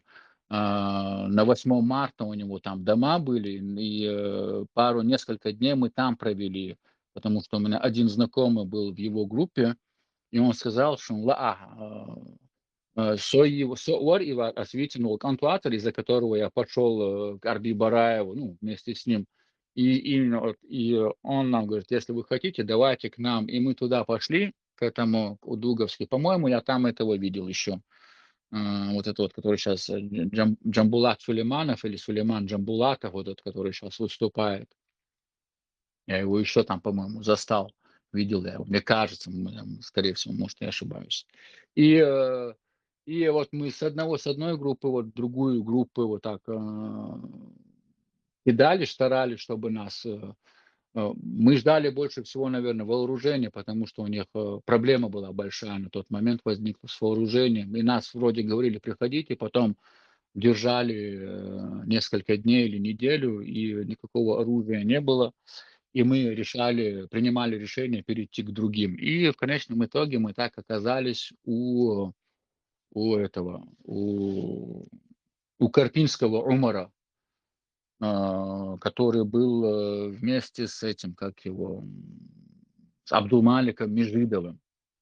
И вот наш джамат вступает в этот джамат, ну, микрорайоновский джамат вступает в этот джамат, нас вооружают, и мы отправляемся на позиции на Карпинку, на этот Карпинский хребет в районе, как его, стадиона Орджоникидзе, ну, вот в этом районе мы были. И вот так мы там встречаем врага до тех пор, пока не приходит приказ покинуть Грозный, и мы потихоньку начинаем собирать свои вещи и уже готовиться к выходу. Вот так. Вы держали позиции на Карпинском кургане, это значит, если так смотреть, северная часть Грозного, даже, можно сказать, северо-восточная часть города Грозного, до того момента, когда вам, поступил приказ по выходу из города Грозного. Мы так понимаем, то, что вы говорите? Да, лауреат, да. Принято решение покинуть город Грозный. Вообще, тяжело было вообще обороняться в городе Грозном в то время? Были у вас проблемы с боеприпасами? Какой у вас там был быт? Чем вас кормили? Чем вы питались? Вообще, можете чуть описать эту ситуацию? Или у Да, вас были потери, ну, да, кстати, питаться, если у вас... питаться, значит, Окей, мы прошу ходили, прощения, ну, прошу прощения. И еще один вопрос, как бы дополнительно. Были ли у вас большие потери во время обороны? Вот, пожалуйста, отвечайте. так, сначала с питанием. Ну, питание, мы ходили по домам, вот, заброшенные дома, и собирали вот то, что вот люди оставили, там, соленья, это, и шагуль водой, находили, и муку находили, и все находили, и питались вот этим. Именно то, вот какого-то прям снабжения у нас не было, приходилось самим выкручиваться, там и соленья собирать, и макароны, и муку собирать, и самим готовить. Насчет, то, что касается боеприпасов, ну, боеприпас у нас был только наш, вот просто вот, там 13 рожков, там пару гранат, еще раз перезарядить эти рожки, и все. Вот боеприпас весь был, и немножко там более такого крупного стрелкового оружия, это там АГС, гранатомет, а, какого-то там сверхъестественного оружия у нас не было. Ну, потери тоже были, но все равно держали. Ты бахкаться бахалюш, они не очень сильно и осмеливались к нам подступиться. По крайней мере, были они, штурманули несколько раз Карпинский курган. И когда мы были на самом Карпинском кургане, уже было трудно им там давать оборону, потому что они использовали и танки, и вертолеты, а мы были... Карпинский курган, это там верхушка такая этого кургана, она немножко... Хунюцега, там леса немножко, а все остальное, оно голое. И мы 2 или 3 штурма там отбили, потом приняли решение, что надо спуститься ближе к этому, как его, стадиону Орджоникидзе, в частный сектор, и уже спустившись в этот в частный сектор, мы окопались в частном секторе и уже держали этот частный сектор до тех пор, пока не приняли решение покинуть город Грозный. Хорошо. Насколько сложно было примерно в Грозном? Я как я сам был с микрорайона, а у меня мать оставалась там в микрорайоне, она не захотела покидать Грозный дом, и я вот пешком, примерно раз в неделю, и худящий хаж, чтобы ее проведать, ходил пешком с Карпинки полностью, пересекал город Грозный один, ходил ее там проведать, ночевал, потом обратно возвращался, то же самое пешком один. Вот такая ситуация была в городе Грозном. А когда вы пересекали Грозный, вот вопрос сразу такой назрел, вы встречали других бойцов сопротивления? И вообще, как вы относились друг к другу? Вы друг друга, как вы знаки подавали вообще? Вот вы идете вооруженный полностью своими разгрузками, один по территории Чеченской Республики, города Грозного, разделенным на секторы между разными военными формированиями, и вы идете, даже если это честно, как вы говорите, вот я чеченец, я боец, я защищаю родину, я иду домой. Вот как это происходило? Можете описать? Не, я пересекал ну, бывало там машины, пешком идущих людей, гашли, что ж, я никогда не натыкался. Были там УАЗики пересекали, но никогда никто не останавливался друг у друга. Это уже когда примерно я доходил уже до микрорайона, там я уже знал, что там бойцы, и они меня знали, моя мать, она и кушать готовила, и хох, машляшки, гяш, немножко у нее медицинское образование было у мамы, и она черчойно, штаярзош, как-то ухаживала за ранеными, лечила, насколько она тогда ей возможности медикаменты позволяли. Ну и там меня знали. Когда я пересекал центр Грозного, никогда у меня проблем не возникло, и никто никогда не остановился у меня, не спросил, кто я, откуда я иду. Мы просто, наверное, может, если и пересекались, мы друг другу, наверное, в глаза смотрели, и уже, наверное, для нас было более-менее понятно. И в том дух. Хорошо. А вот ваших погибших, которые погибали при обороне, где вы хоронили в то время? Вот, тоже это Их очень всех, интересный момент. Их всех хоронили в этом парк Кирова, раньше, где аттракционы были. всех погибших там хоронили. Хорошо. Вот ну, на вашу память, вот приблизительно, вот, ну, не надо точно, конечно, вы не сможете дать, сколько человек, вот, вы знаете, вот, приблизительно погибло, вот, по вашему, вот, из ваших, вот, сведений, вот, то, что вы знаете при обороне, вот, на вашем участке? А, Ну, погибало немножко, можно каждый день, каждые 2-3 дня по человек, наверное, 5-6. Вот так примерно. Были дни, когда немножко больше погибало, немножко меньше погибало. Но в общей сложности, я не знаю, я не могу общую цифру назвать. Ну, в течение, каждый раз, когда ты на базу приходил, каждый раз там на базе лежали погибшие, ну, 2-3 человека, порой и 6, и 7 лежало. По-разному, тоже каждый день на базу не ходил, по-разному. То на позициях, потом на базу приходишь, опять на позицию уходишь, там больше времени на позициях проводишь, чем на базе. И что, да, ну, нормально, голоса погибали пацаны, понял, да? Да. Относились к их смертям вообще? Как вы относились к их? Вы говорили, они шахиды, они попали в рай, или это вас как-то вот задевало? Ну, Скорбели ли вы по ним? Как вы относились? Ваше состояние в то время? да, это уже ты привыкаешь к этому, я не знаю, как я уже как обычно, рано ты на них смотрел, говорю, вот, наверное, одним днем я здесь буду вот так лежать, а другие будут на меня смотреть. Вот так, вот так. Понятно. А когда вы оставили позиции на Карпинском кургане, русские заняли эти позиции или нет? Да, заняли. Они вас обстреливали потом с высоты. Да, потом с высоты они нас обстреливали, да. Хорошо. Ваша база, если есть возможность сказать, вот видите, мы ходили на базу, где она была, если не секрет, конечно же. Да я не сейчас точно, так это в районе, многоэтажное здание там было где-то, может, в километре от наших позиций, с большим таким подвальным помещением, очень большим подвальным, таким крепким подвальным помещением. Цигерка, я точно не знаю. А это какой район был, если не секрет, именно? Там же у нас 4 района в Грозном. Какой это район был приблизительно? Это это между Заводским и Старопромысловским районом, и лауреат.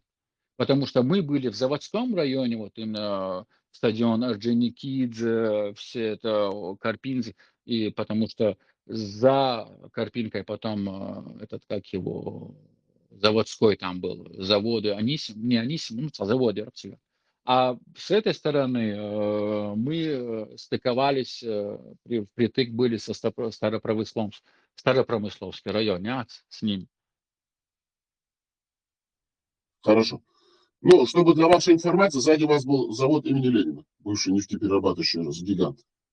Да, да, наверное. Ну, я помню наши позиции прямо, значит, после того, как мы спустились с кургана, уже пролегали прям непосредственно, прям завод был, стадион Орджоникидзе, и вот мы копали окопы, да, ну, вот там окапывались Там уже. недалеко была 4-я горбольница, не так ли? Да, да, да, да. Понятно. Смотрите, дорогой наш гость, вот поступил приказ о выходе из Грозного. Вы вышли из Грозного, вы являетесь участником выхода из Грозного. А, Были большие потери, мы так понимаем, да? Огромные были потери. Ну, описывать выход из Грозного уже много было описаний, там много жертв, минные поля, необдуманное решение так называемого командования. Можно относиться к этому по-разному, критически, одабривать, не одабривать, но это уже исторический ход событий. Вы вышли из Грозного пешком, да, вот эти все подразделения оставили в один момент все позиции в Грозном, да, мы так понимаем, ночью, да, вы оставили позиции, и все ночью двинулись в ту точку города, которую вам указали, да, исходя из того, что вот какой... Совершенно, да, да, да, совершенно верно. Ну, У вас мы все какой-то все-таки потом, был организованное какое-то было все-таки командование, мы так понимаем, из того, что вы говорите. что было организовано? Командование, все-таки какое-то более-менее было какое-то организованное командование. Вот все одновременно бросают позиции, и все уходят в одну точку города Грозного, А вообще было вот такое у вас понимание такой ситуации, что, а если вы не выйдете из Грозного, и позиции вы оставили, если русские узнали, что вы все оставили позиции, и разом возьмут ваши поле, вы же будете в каком-то маленьком мешке. Вы об этом думали вообще или нет? Да, я ведь выполнял просто приказ. Нас до того, как нам это объявить, нас просто попросили найти санки, походить там по дворам, найти санки и на санки погрузить более крупное, знаешь, такое стрелковое оружие, то, что там АГС, там, если есть какие-то дополнительные снаряды к гранатомету, еду примерно погрузить на этом, как его, на санки, потому что рюкзаков у нас не было, там единицы были, у кого там какие-то были рюкзаки. Это вот щас мы смотрим там на солдата, у него и рюкзак, и все на свете, а тогда у нас этого ничего не было. И буквально за несколько дней вот эти, они собрались, эти эмиры, приняли решение между собой, что вот такого-то числа надо оказаться вот в этой точке. И уже когда пришли, именно сказали, вот сегодня снимаемся, все, мы снялись и пошли. Какие-то мысли для меня, в принципе, наверное, я думаю, в то время, я, честно говоря, даже и не помню, чтобы я над этим задумывался.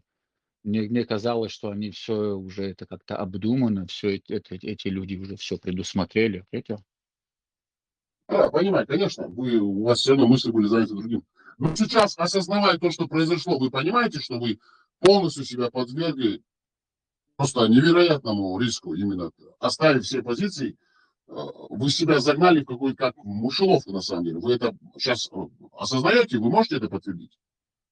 Конечно, это там, там даже, я не знаю, там ежу это было. Если я, да, я не понимаю, как взрослый, ну я-то ладно, мне на тот момент 20 лет, не голосных пороха не нюхавшие, но были ведь и взрослые, которые Первую войну прошли, которые это все понимали, но и тем не менее, я не знаю, чем было, чем они, что ими руководило, чтобы принять такое решение. Osnach Tjats Волкса, да и Инжели Хаяхтина Галер, окопы были вырыты таким образом, что я не знаю, что, блин, ну они бы обстреливали б нас издалека, да, но сунуться бы, если бы даже и сунулись бы, им было бы очень трудно забрать этот город, а нам, наоборот, было бы легче, мы бы столько бы не потеряли, как при выходе в любом случае. Может, со временем, если бы года шли бы, и там оборона Грозного продолжалась бы, тогда, возможно, мы там со временем, да, потери мы внесли бы. Но то, что те потери, которые мы понесли в ночь, это просто нас деморализовало. Такое, знаешь, блин, недоверие такое появилось. У меня лично появилось ко всем тем, кто нами руководил из да. И ни у одного у меня, потому что пацаны терялись там, просто терялись. И не только именно на этом поле, вот у этого шлюза. И в дальнейшем просто ведь терялись пацаны. Никто не знал, куда идти. Никто ничего не говорил. Мы вот как скопом, вот как овец гонят вот через проход какой-то. Вот и все, вот так погнали. Мы Алган-Юрта, когда мы оказались в Алган-Юрте, мы день-два, по-моему, в Алган-Юрте провели, и никто ничего не знал, куда дальше идти. Все, знаешь, как бы движение такое на ощупь было. Потом раз кто-то появляется, все, давай собираемся, мы в Заканюрт теперь. Все, теперь все ползут в Заканюрт. А Лазинчар мы сдаем русским, их сдаем, там что-то какой-то договор. Все, и всех вот этих раненых сдают русским. За конюр-то то же самое, за конюр, все там вроде тебя сразу принимают местные жители, ты как-то отогреваешься, на следующий день на улицу выходишь, чтобы найти своих, целый день ходишь по всему Законюрту, чтобы отыскать кого-то из своих, раз кого-то найдешь, Цунахтасалоя и Гряхтасалой, вместе ходишь, потом остальных ищешь, потом ночь приходит, давай, шабиш гулабельцик, дадуал, что вы, давай, шабмил, дадуал, что вы. И вот так опять ты терялись, как я не знаю, Короче, Иштхалдер вплоть до самого Хоршни, вот так мы двигались. И я как потерялся в начале, и буквально до Хоршни таким вот, изредка ты на кого-то находишь, вроде цепляешься, какой-то переход, где-то под обстрел попадаешь, все, разбежались, все, ты привыкаешь к кому-то, к другому, и вот так идешь по лесу, по горам, и до самого Хоршни, и вплоть до Шатоя так, Иштхалдер. Да, но исходя из того, что вы говорите, дорогой наш гость, в принципе, такого умного военно-стратегического командования, планирования не было. Мы так понимаем из того, что вы говорите. Ничего умного там не было, лауреат. Ничего. Смотрите, мы поняли, выход был через западную часть города Грозного, поселок Кирова, бывший завод Анисимова, Шлюз, Алханкала, Заканюрт, Шахмиюрт, Кот-Юрт. А в горы в каком месте вы вошли? Вот куда, когда вы вошли в горы именно, чтобы пойти на Форсни? Гирчо. Гирчо его вот. Из Да, и через Кота-Юрта мы Гирчу, попали. говорит, через Гирчу вы пошли на горы, да, мы так понимаем? Да, мы из Кота-Юрта потом пошли на Гирчу, и уже из Гирчу мы в горы попали. Вы дошли до самого Шатоя, да, мы так понимаем, из ваших слов? Да, до самого Шатоя, лауреат. Что? Вот в Шатое ситуация была такая, что все туда дошли, попали снова в окружение, потому что был русский десант, сброшен на все вершины. И принято было решение потом, что спускаться на равнину. Так мы понимаем? Ну, я когда в Шатое уже оказался, немножко меня приютили там пацаны из джамаата Рамзана Ахмадова, да. Я у них 2-3 дня, по-моему, провел, если не больше. Отъедался, отогревался. И все вот эти несколько дней, вот эти покинувшие город Грозный, они поднимались, вот эта вереница, она не прекращалась, очень трудно переезды давались. Уже начали к этому моменту немножко уже и бомбить Шатой, но слухи уже были, когда мы еще даже в Грозном были, уже знали мы, что российский десант уже занял некоторые сопки, которые предварительно наши силы, группы какие-то покинули, и русские на них сбросили свой десант, и десант там окопался. И уже когда мы потихоньку в Шатое, уже когда я несколько дней в Шатое провел, уже вот эти пацаны, которые меня приютили, они мне сказали, что они обратно собираются на равнину, и если я хочу, я могу вместе с ними уйти на равнину. И тогда я пошел искать своих, чтобы вернуть оружие. Уже там, в центре Шатоя я наткнулся на Хамзата Гилаева. Он стоял, еще там несколько миров стояли. И я ждал, пока подойдет уже другие пацаны из моей группы. И вот слышу их разговор, они друг другу говорят, что дальше делать. И Хамзат, то ли Хамзат им ответил там другому, или то ли тот. Он говорит, я, говорит, пока не знаю.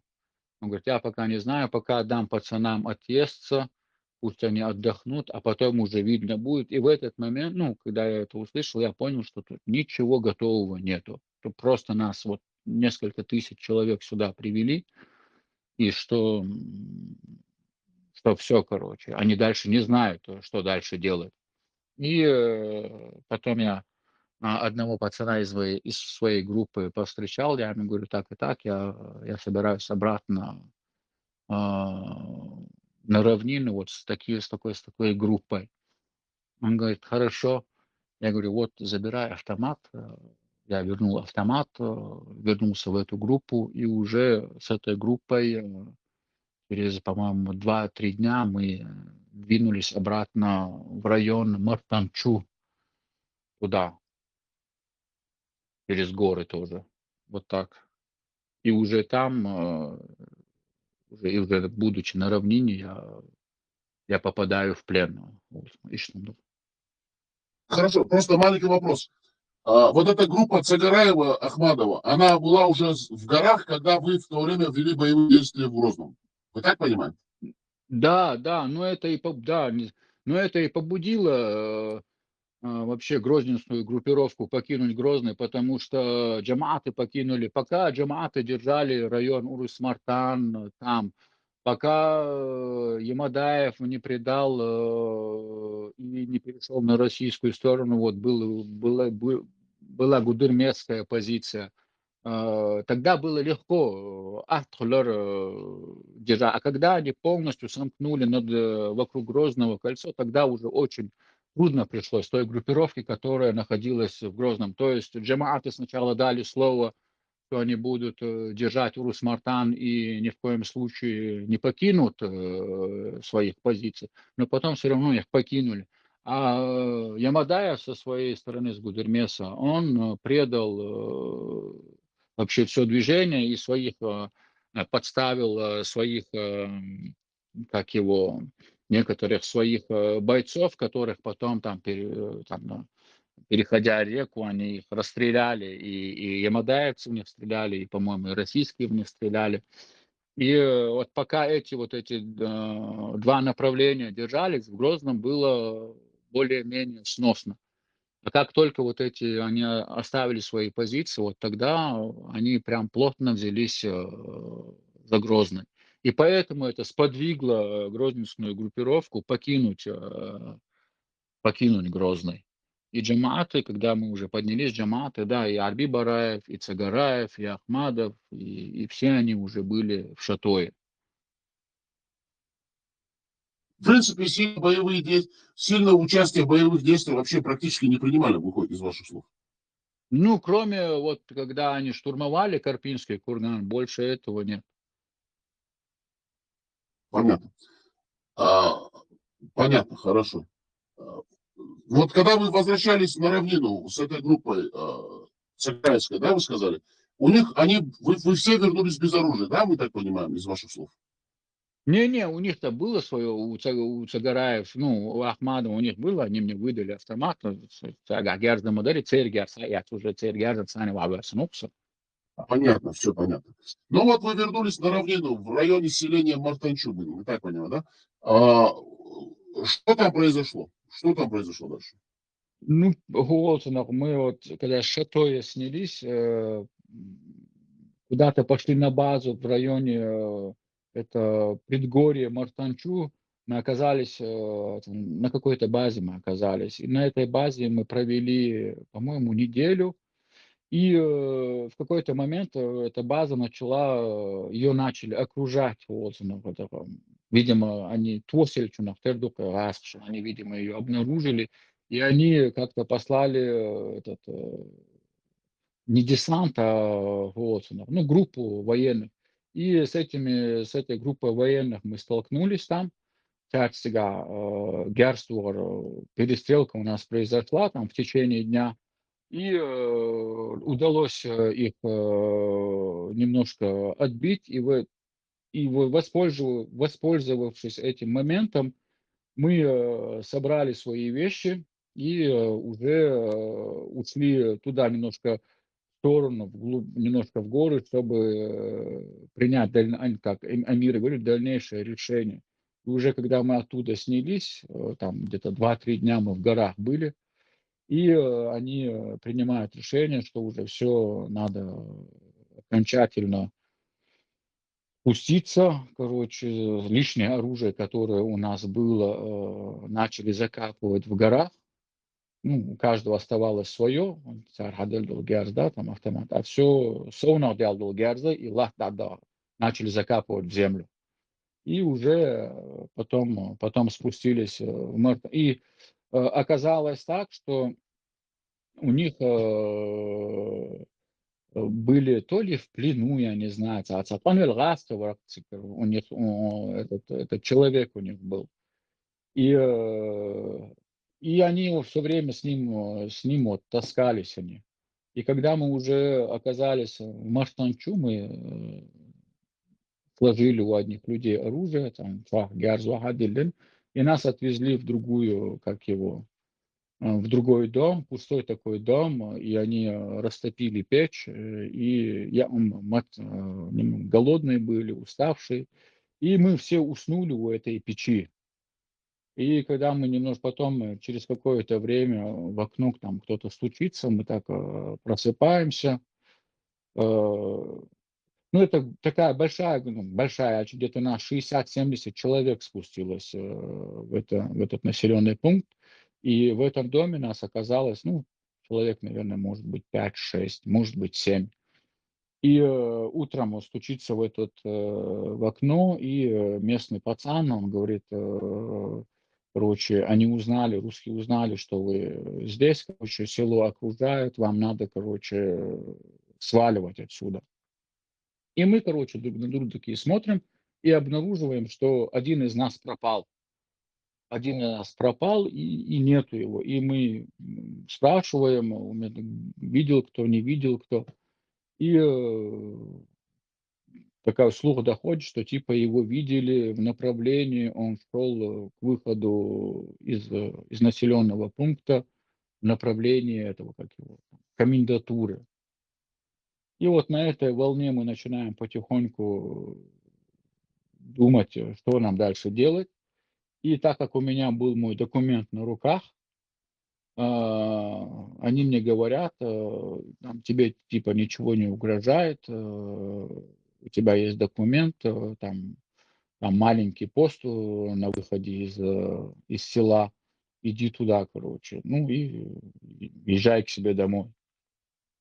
И, и вот когда я подошел к этому посту, вроде цель, в этот момент, в этом селе были похороны, проходили.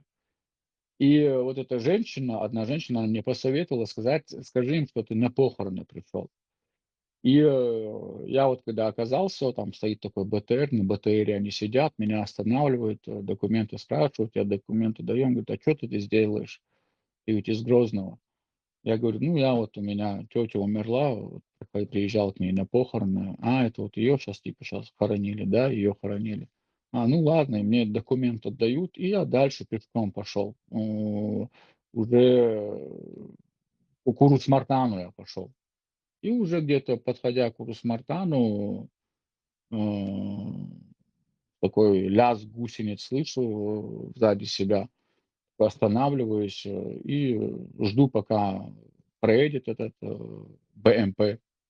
И он сразу останавливается, прям передо мной он прям останавливается, они все на меня оружие направляют, типа не с места, туда-сюда, короче, спрыгивают, завязывают мои руки сзади, короче, грузят меня на этот БМП, там в этом БМП, как это, УАР, не УАР, ну какая отсек там у него, в этот отсек сверху брезент накидывают на меня, короче, и потом меня выгружают уже, видимо, перед комендатурой этой Урус-Мартановской. И перед Урус-Мартановской сразу вот, на растяжку меня, на растяжке я стою, и выходит вот этот, который от нас убежал, которого мы утром потеряли, и он весь раскладом дает, короче. И вот так мы и начались приключения в тюрьме, короче, и в Тандоп. Этот парень, который давал расклад, он все время был Шатоев, был в этой группе Жамат, да, мы так понимаем из того, что Да, говорили? да, да. Ну, парень, смотри, там, Бог-то говори. Вот, Газ, говори, я не знаю, как он не хочется. Мичервалин варцар, но он с ними был, короче. он был не чеченец, да? Да, он был не чеченцем, да. Понятно, все хорошо. Смотрите, вот ваши начались, вот как вы говорите, злоключения, там был тюремный срок, выходит, понимаем мы, что вас посадили, Да, да? да, да. Вот вы вышли, попали, ну, мы не будем все рассказывать, чтобы не понимать люди, о чем речь, о ком. Вышли, каким-то образом вышли из-за стенок, да? Мы так понимаем вас? Вот, да, вот с чего я хочу теперь, да, более подробно, Савош. сегодня вот я наткнулся в "Ютубе" на Хочу одно сказать вам, видео. я вас перебью секундочку. Вы говорите так, чтобы вам не было больше проблем. Понимаете, и так вы уже жизнь Да, да, половину ну, прожили. Вы сами знаете, что проблемы. говорить, а что не говорить. Мы вас слушаем, говорите. Да, сегодня я наткнулся в этом, в "Ютубе" на одно видео, и на этом видео, а, выступает, человек, с которым я столкнулся, когда я оказался в Украине. Я после того, как освободил, вот с этого оно началось. Я просто поделился этим видео, не знаю, ты лауреат или кто, просто ответка пошла, вот, и мы с тобой ну, начали друг другу писать, и на этой волне а, я решился дать, интервью, чтобы мои чеченцы, они понимали, что происходит, что за люди, что за человек, один из двух людей, который выступает на этом видео, что это за человек. И, перед тем, как освободиться из тюрьмы, да, вот перед тем, как освободиться из тюрьмы, оставалось мне там где-то месяцев 6, наверное, оставалось, меня начал навещать один ФСБшник. Первый его, когда он первый раз он пришел, я сначала не въехал, почему он пришел. Потому что они, в течение моего срока, они регулярно приходили, снимали меня на камеру, там, э, спрашивали, раскаиваюсь я, не раскаиваюсь, вот эти вопросы мне задавали. Но я расчел, что это примерно очередное, а, такое очередное посещение, короче. Но немножко отличалось, вот немножко отличалось это. И я когда вышел от этого, из оперчасти, уже в отряде нахожусь, на зоне, в отряде нахожусь и делюсь, ногтем борется, там другие чеченцы были, более взрослые, чем я, таким с опытом. И я с ними делюсь, что за разговор у меня с ним произошел. И мне один, он говорит, ну, взрослый такой, Нохчи, он мне говорит: "Шерлам, он пришел тебя вербовать. Вот он знает, что у тебя осталось срока мало. Он пришел тебя вербовать. Первый — это просто он тебя пробивает", он мне говорит. "Он тебя просто пробивает. Вот смотри на второй, говорит, он уже у него совсем другой будет". Я говорю: "Ты думаешь, он второй будет?" Я говорю, он говорит: "Мне кажется, что он второй раз придет к тебе". По тому разговору, который у вас был, он говорит: "У меня слаживается такое впечатление, что тебя хотят вербануть", короче. Вот так. Ну, проходит какое-то время, действительно приходит обратно этот человек, обратно приходит, но я уже внутренне немножко готов, я уже знаю, что идет уже игра. И у нас разговор, он начинает, ну, издалека заходит, и я ему в цвет говорю: "Ну, ты говори, зачем ты пришел туда-сюда". И он говорит, ну, он выкладывает, карты на стол, говорит: "Вот так и так, короче, мы хотели бы, чтобы ты, с нами сотрудничал, чтобы ты, поднялся обратно в горы, и потихоньку, чтобы я или склонял к сдаче, бойцов, или же или же я, им сдавал их, и они бы уже, короче, решение принимали". Ну и вот в конечном итоге, даст Бог, а если я не соглашусь, ну ты думай, о своей сестре. Бо цухай на цаищу саисим сочуа уалш на дая лыса. И у меня одна сестра остается. Он говорит: "Ну, ты думай о своей сестре". Ну, я обратно: "Хорошо, дай мне подумать". Но хотя я уже даже в этом разговоре я уже знал, что мне придется, бумагу подписать, чтобы они мне спокойно дали хотя бы выйти, доехать до дома, а там у меня уже был план документы сделать и сорваться сюда. Короче, второй раз он уходит. Я возвращаюсь, в отряд обратно, делюсь, я делюсь со своими, близкими там.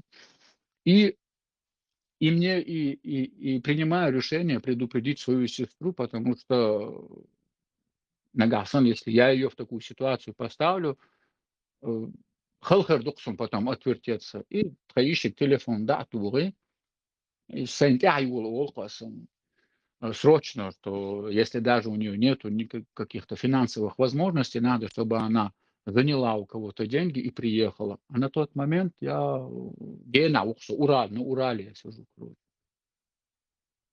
И приезжает ко мне моя сестра, я с ней делюсь этим, у нас происходит свидание, И я с этим с ней делюсь, и я ей говорю, что надо срочно, мне там остается, по-моему, еще 2 месяца, по-моему, сидеть. Я ей говорю, срочно надо, sauc marea asmulța hoai, hai țin de iște da ale, и вам надо уезжать. Он дальше нагасан суаль, социанты болба, дагават. Нагасан, если они из-за меня вас схватят, я не смогу вам ничем помочь, босса. Ну, я ей даю понять, что стараюсь, чтобы они точно уехали. И они понимают эту ситуацию, да, Циндец договорили, и они потом мне весточку присылают, все, они принимают решение, и они, короче, уезжают из Чечни, выезжают из Чечни, выезжают в Европу. Я в третий раз, он когда приходит, я подписываю этот документ, он уходит, он мне оставляет свой телефон. Я потихоньку веду вас, что произошло потом в Украине. Он оставляет мне свой телефон, оставляет мне свой позывной и мне говорит, вот когда ты освободишься, как только ты документы все сделаешь в Грозном, позвони на этот номер, назови мой позывной, и мы с тобой уже где-нибудь встретимся за пределами Чеченской Республики, он мне говорит. Мы не будем с тобой больше встречаться, все, короче. Он мне так. Я говорю, хорошо. А меня еще между словом. Еще параллельно, когда я там сидел, вербовал местный УБО по этому, по Удмуртской республике. Удмуртия, по Удмуртской республике. И они, и те хотели, чтобы я с ними, и эти хотели, чтобы я с ними, короче. И я и этим да сказал, и этим, короче. И я освобождаюсь, провожу в этом городе, вот, где эта зона была, несколько дней. К нам на территории этой зоны, короче, была мечеть. И в эту мечеть приходил все время один имам, Бусуддин Раска. И моя сестра у этого имама оставила, ну, таюхума, и деньги для меня оставила, одежду и деньги оставила. Я у него забираю эти одежду и деньги. Этот имам мне кричит, мы с ним так, он пригласил меня, чтобы я пригласил меня к себе домой.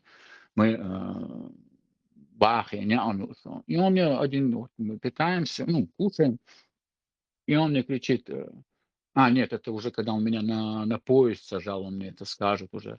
Я забираю, короче, эти деньги, забираю эти вещи, и гылгы бешдер местный, и гылгы пацану, шавол чтелоч содой, кшинка дина, шавол ищи, квартира юхун, самогатде, пока ты свои дела здесь не утрясешь, вот, ну, ты можешь здесь остаться. Я на следующий, по-моему, на день или на второй день я покупаю продукты и везу обратно в Бобби-Сандалбешна, я везу обратно, еду к этой тюрьме, делаю им передачу, делаю им передачу и возвращаюсь обратно, эти головы, и все, короче, покупаю свой билет, и этот имам меня провожает, и он мне на перроне такую фразу говорит, я помню.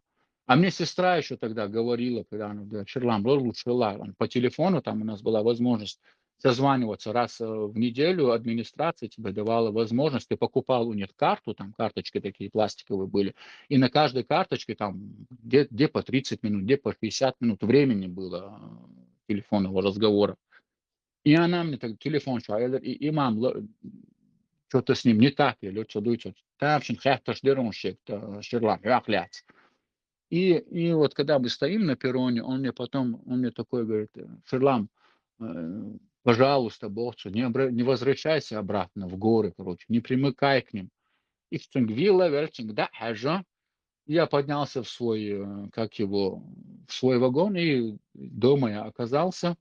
Дома я сделал документы. Сразу там где-то месяц мне понадобилось документы это делать. Короче, делаю я 2 паспорта, загранпаспорт и внутренний паспорт. И сразу выезжаю из России через Брест. Оказываюсь я в Польше. Ну и вот уже все. И вот с этого момента начинаются мои мои вот эти прошения политического убежища. Сначала я в Польше попросил, потом в Польше оно не очень мне нравилось. Мы потом решили уехать из Польши в другую европейскую страну. И вот уже оказавшись уже в конечной точке, у меня все были мои документы на руках о том, что я сидел. И в плюс, когда я уже сидел еще в самом начале моего, когда меня взяли, они сначала пытались меня и нескольких чеченцев скрыть. Из одной тюрьмы в другую тюрьму нас везде возили. И за нами Красный Крест, Международный Красный Крест ездил, чтобы нас спасти. И они как-то наткнулись на нас в одной из тюрем и нас зарегистрировали. И после того, как они нас зарегистрировали, нас обратно вернули в Чечню. И вот уже с этого момента нас как бы уголовные дела открыли, обвинения нам предъявили, а до этого нас старались как-то скрыть. И вот у меня все эти документы на руках, и вот потихоньку я начинаю здесь в Европе жить. Проживя, я не знаю, больше 15 лет, вот события в Украине происходят, и я решаю оставить здесь все и присоединиться к этому движению, потому что мне показалось на тот момент, что эти люди, они искренне все-таки, мне этот Джамбетов тогда выступал, мне казалось, что Джамбетов, он все-таки, ну, как-то искренним он мне казался.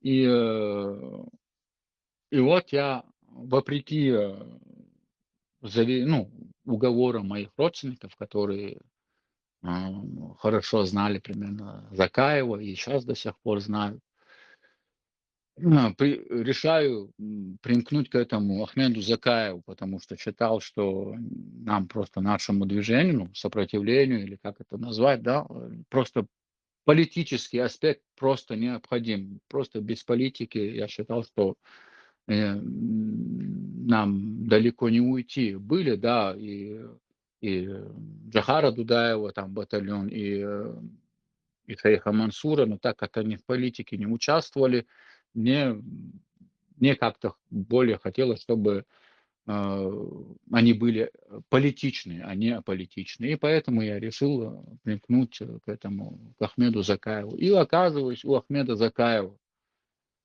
Ну, И когда я был у Ахмеда Закаева, такие странные речи там были, Извиняюсь, просто типа, для того, чтобы уточнить, вы были у Ахмеда Закаева в группе в Украине, вы так понимаете? да, да, да, Ну все, да, продолжайте говорить. да, странные такие речи были, даже у самих вот главных, которые там, да, вот Ахмед Закаев, и для меня на тот момент, ну и сейчас это, я когда ехал, у меня не было намерения ни джихад делать, ничего. Sayıqomat efratini, sayıqomaq, içeri yok. И такое у меня именно было. Я тому рядом, на исламских нотках я вообще туда не ехал. Он именно чисто нохчал ваган уксатик. И вот я оказываюсь там, и такие речи слышу, что Гарвейт Уамбати, Уэй Украиншал, Халхалял, что он бы дать. А для меня это было очень чуждо, такие речи. А с Богом, ой, да, что люди здесь, ой, он бы дахкен да, свой хуз, ой, такая художник, Ирма, да, свой хуза.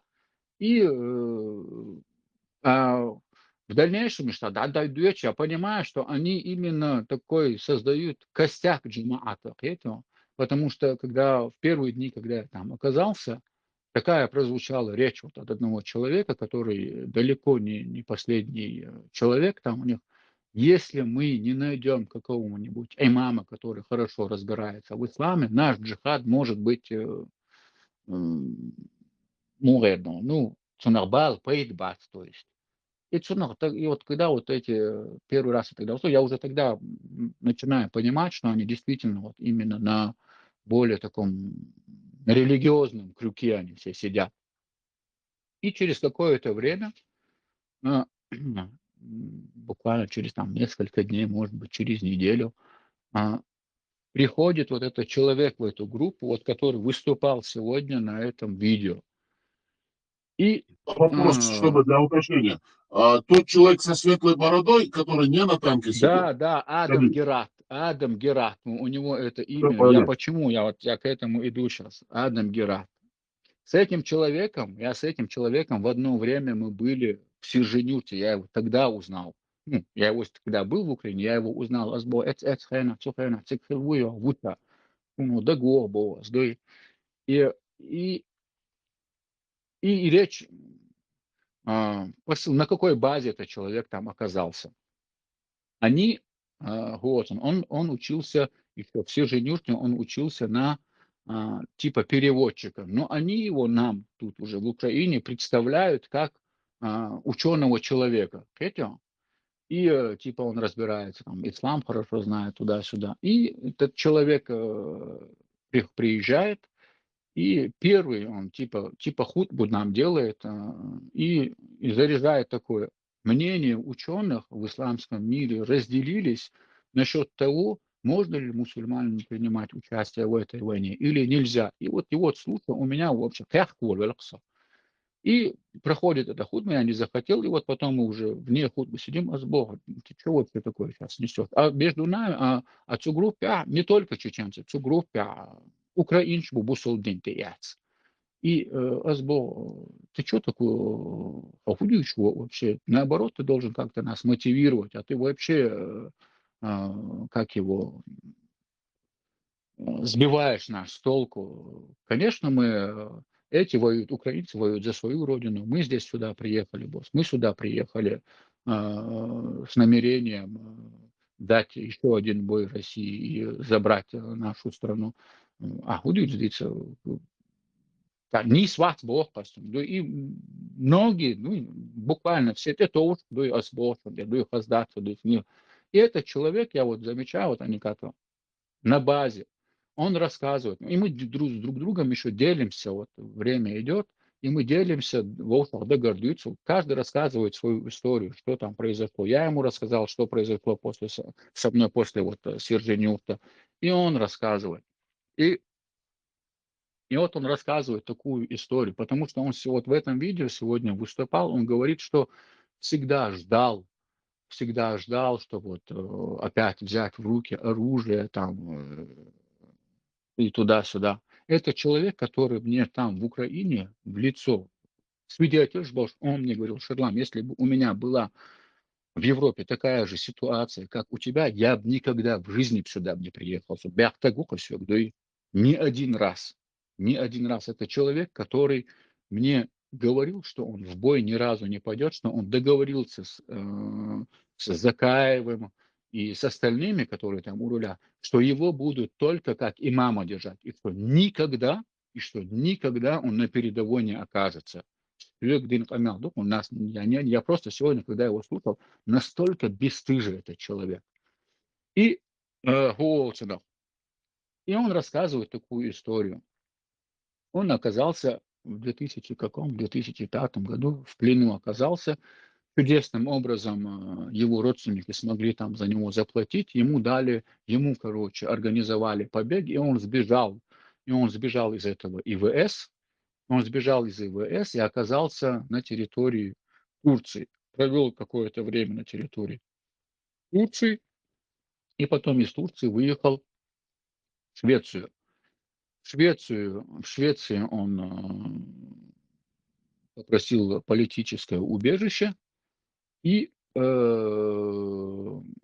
его вот начали рассматривать, и его поселили рядом, ему дали типа квартиру. Он говорит, он умолял там, когда ехал в Швецию, он умолял Аллаха, чтобы рядом с мечетью ему что-то, какую-нибудь квартиру дали. И вот Аллах ответил на его молитвы, и ему, короче, рядом с мечетью, прямо под его квартирой оказалась мечеть. Вот, прямо под его квартирой.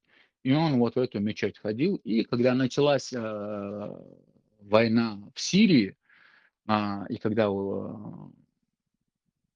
и русские там оказались, и наши там чеченцы оказались, с ним вышли, он говорит, со мной, говорит, вышли на связь, со мной вышли на связь и попросили, чтобы я обратился к местным мусульманам, так как он знает арабский язык, чтобы он обратился к местным мусульманам, начал собирать у них деньги и отправлять эти деньги в Сирию. Короче, что он и всего слов, что он и начал делать. Через какое-то время на него выходят спецслужбы Швеции, и его сажают в тюрьму по обвинению в спонсировании терроризма. Потом его обвиняют, после обвинения у него забирают его документы, которые ему Швеция выдала, но его не экстрадируют в Россию, потому что как бы он находится по Интерполу в розыске.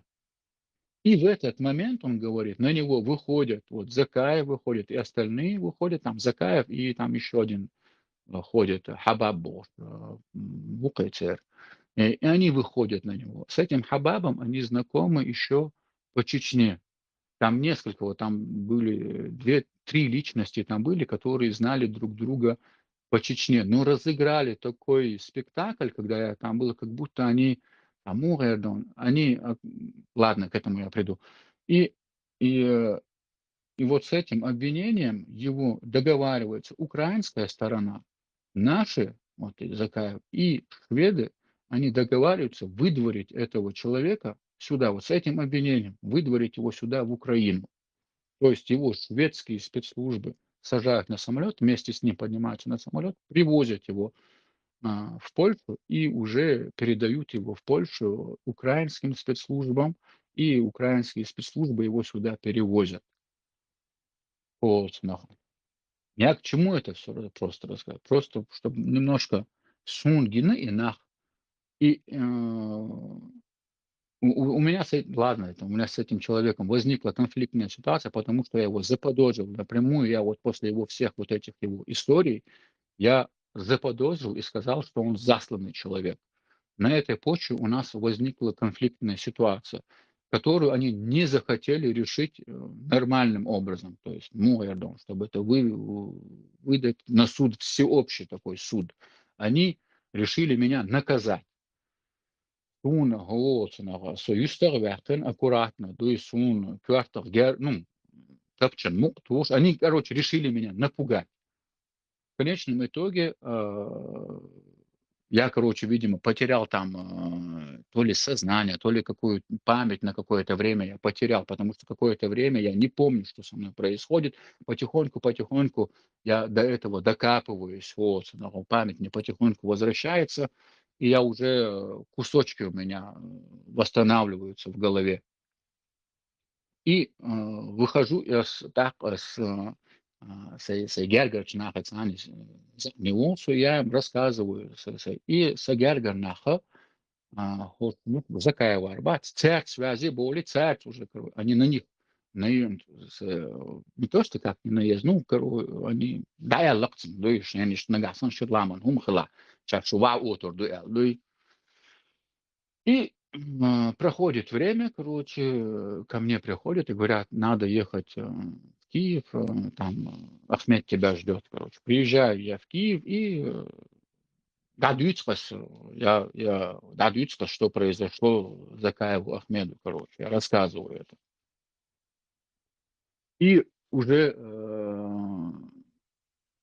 короче, Закаев Ахмеда, они поставили так ситуацию, ну, короче, Волша, вот, пока я там был на базе, вот, Волша, Дагардяш, Дицендов, помял.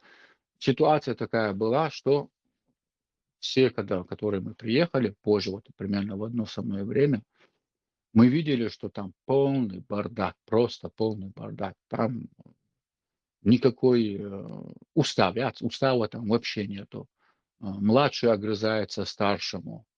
Даже вплоть до того дошло, один раз туда на базу приехал так называемый министр обороны Чеченской Республики Ичкерия, и на тот момент, когда он приезжает, один из наших бойцов теряет свое оружие.